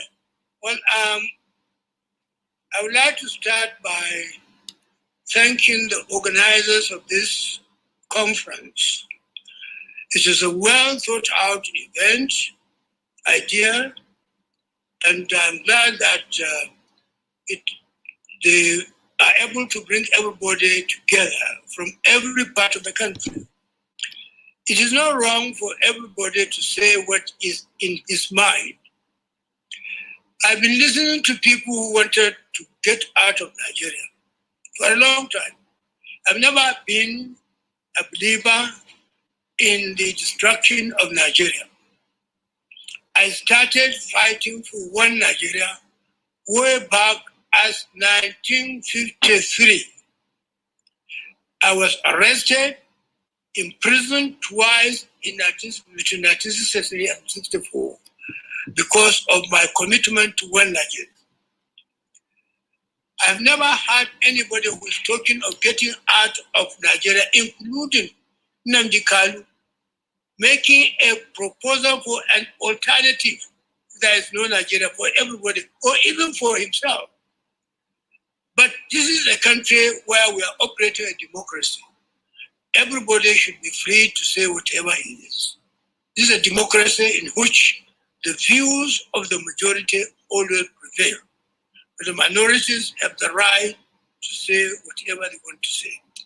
I think on your behalf, I will thank everybody who honor this invitation. And I will appeal that to Nigeria, that whenever a meeting like this is invited or is organized, when you are invited, please make time to attend so that, and also make time to contribute, because it is our collective contribution that will make the aggregate of the idea that we want to sell to the country. It is a beautiful thing, and I pray that it will not be long before we'll get another invitation together again and discuss Nigeria. But I would like to say something. When people are angry, that's why in Islam, you are not allowed to sack your wife when you are hungry. When you are angry. When you are angry, you dismiss your wife, that dismissal is invalid. Because anybody who speaks out of anger is not in control of himself. Let us speak as mature people. There will be various ideas. I'm glad that this country, I know I'm a northerner, but we are the most unlucky people in this country. Most people blame us for any of their problems in this country. But we are the poorest in the country. I was reading recently the number of millionaires in Nigeria, billionaires, not millionaires, in Nigeria. Out of 10, 8 were from the south. Only 2 are from the north. Aliko Dangote and Abdusalam Isiaq Rabiu. But we held power more than any ethnic group in terms of time. The fact that we held power longer than anybody, and yet we became the poorest, shows that we are not. So I thank you very much for the opportunity, and I congratulate everybody for this wonderful event. Thank you very much. Thank you very much. Thank you, sir. Thank you. Dele, I think we are rounding up now, and quickly, if we can take one more person before we bring in Ngozi Odumoko to give us a closing remark. Ngozi Odumoko, for those who do not know, is the brain behind this, or rather the head of Nzuko Omunna. Please, Zamila Zana Mohammed, if you could unmute yourself. Yes, we should take that. Please, after you, then Ngozi would. Yes. You're breaking, Mazi. Can you mention the name again so that he or she can hear and take that question? It's Zamila Zana Mohammed. I've just asked he or she to unmute, please. It's me. Go ahead. Hello? Hello? Hello? Go ahead. We can hear you. Hello. Yeah, good day, everyone. I'm just a passionate Nigerian here. I love Nigeria. I love Nigerians. And I want to say Nigeria is a great nation. It's Nigerian in orders. If only we understand and know how blessed we are, we should be thinking of making love, peace, and unity. Life is unpredictable. Life is too short. And some of us that I'm a Wazobia, I was born in Kaduna. I'm married to a Northerner. So I speak Yoruba, I speak Hausa, I speak Igbo, and all that. So what I'm just saying in a nutshell, we need a new constitution. We have to think positive. We should stop holding grudges. We hold grudges, we're not going to move ahead. Trust me, if we come together as one nation, we come together under one umbrella, one voice, it's going to be Nigeria and others. Please, Mazi, if you can hear me, sweetheart, I think we come together as one, no Biafra. We should just think peace. So I just urge us to just, move ahead by maybe a new constitution, and it has to be implemented. It has to be, we have to follow the constitution. Like I live here in UK. What makes here work because of the law is a country that follows the law. They are not better off than Nigeria. So my heart bleeds. I've traveled, and when I see what happens, and I just feel, oh God, open the eyes of those people blind. So importantly, I want us to leave this forum. Let's think and what is going to be the next step. Nigerians, you are great, you are intelligent, you are lovely. Nothing is one blood, one Nigeria. Thank you. Thank you very much. On that note, we will have the last person to have the last word for today. We have Ngozi Odumoko. Ngozi, please, over to you. Hello, can you all hear me? Can you hear me, Mazi? Please let me know if yes, we can hear you, Ngozi. Yeah, we can hear you. Okay, thank you very much. First, I want to start by thanking Nzuko Omunna. Nzuko Omunna is an Igbo think tank group that parades itself as a bridge builder that believes in building bridges. We organized and championed handshake across the Niger that brought about the shared values and relationship between the Igbos and Yoruba. We also organized handshake across Nigeria that also brought together the northern Nigeria and the southern Nigeria to engage. And now, Nzuko started this project of Never Again, which its first project was done in 2020, 50 years after the Civil War. And we had champions, leaders from across Nigeria coming to engage, including Professor Wole Soyinka, and leaders up north, Senator Shehu Sani, and Alhaji Ahmed Judah, and the Bayo Adebanjo, and also great leaders from South, Chief Edwin Clark, and the Middle Belt, Dr. Bogu Beatrice, and all of them. Now, this brought us to 51 years. The idea for us to come now is to institutionalize this project. And we thank God for the capacity of Ovation International, the CEO, Chief Dele Momodu, who is a great influential champion as it regards to social media and every kind of media outfit in Nigeria. And also Mazi is okay, the CEO of NjenjeMediaTV.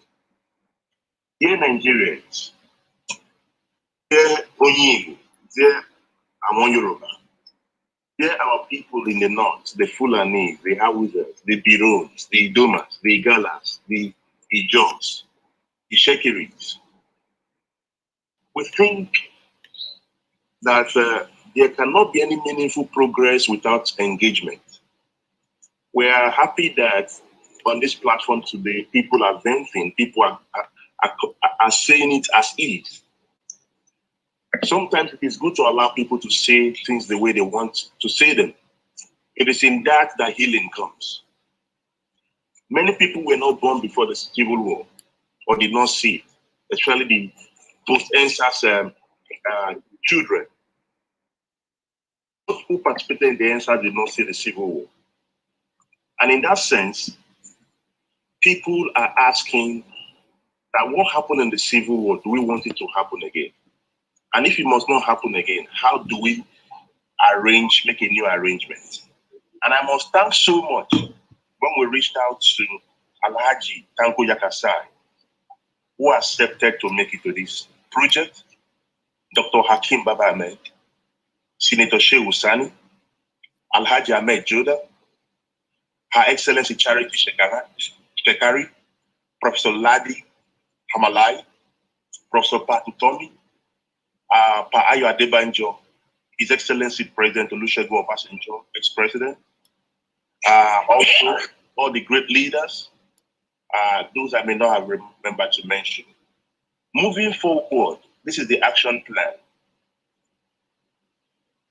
The committee planning this, being chaired by Professor Patu Tomi, believe that we must continue to have this strategic engagement. Post this, what we're going to do, behind the scene, we've agreed that there will be a committee of all these champions across the land for us to sustain this conversation. It is good for people to talk. Let us display our anger. It is in that display that there is healing. The idea for us to come on never again is that we don't want no more war. The Igbos are peace-loving people. The Yorubas are peace-loving people. The Middle Belt, the Northerners, we share something in common, our humanity. We want to thank also our brother Mazi Nnamdi Kanu, who also made it to this platform and say things the way he sees them. In all of this, there is need for a roundtable conversation. There is no harm in Mazi Nnamdi Kanu sitting on the table, President Buhari sitting, governor sitting, leaders sitting of ethnic nationalities, the leader of the Igbo nation, the president, sitting, and we all converse. I say, how do we move forward? Let there be healing. Let there be peace. Let there be no more war. Even if people want to talk about, if you believe in restructuring, whatever you believe in, regional government, let us have a conversation. There is no need for any war. There is no need for any fight. God created us as one. First, we are humans before we became Christians, Muslims, Yoruba, Ijo, Idoma. We are all humans first. So please let us celebrate our humanity. Let us appreciate the fact that we must be alive to become an independent nation or a collective nation. However, there is need to have this conversation. We cannot run away from the conversation. Let us have it and have it in a peaceful and lawful environment. God bless you all. We love you all. Let there be peace in the land. Thank you and God bless you.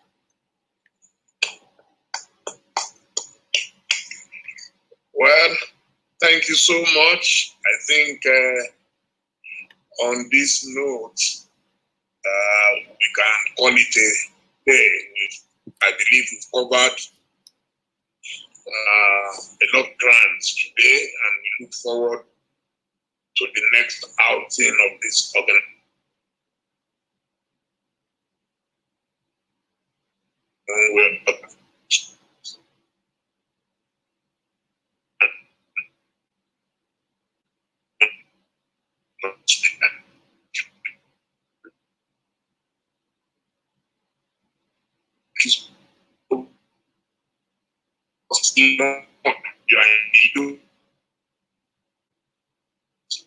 Nice. Thank you so much. And then to Njenje Media and their crew for Innovation Television.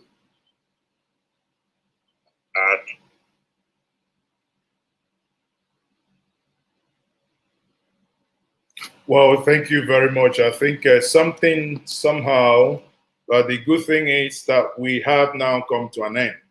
And I want to use this opportunity to once more thank every single participant that attended today. Thank you very much. And, again, that is the end of it. And thank you, Ovation TV and Njenje Media as well. Thank everyone for joining us today. Thank you. With one voice.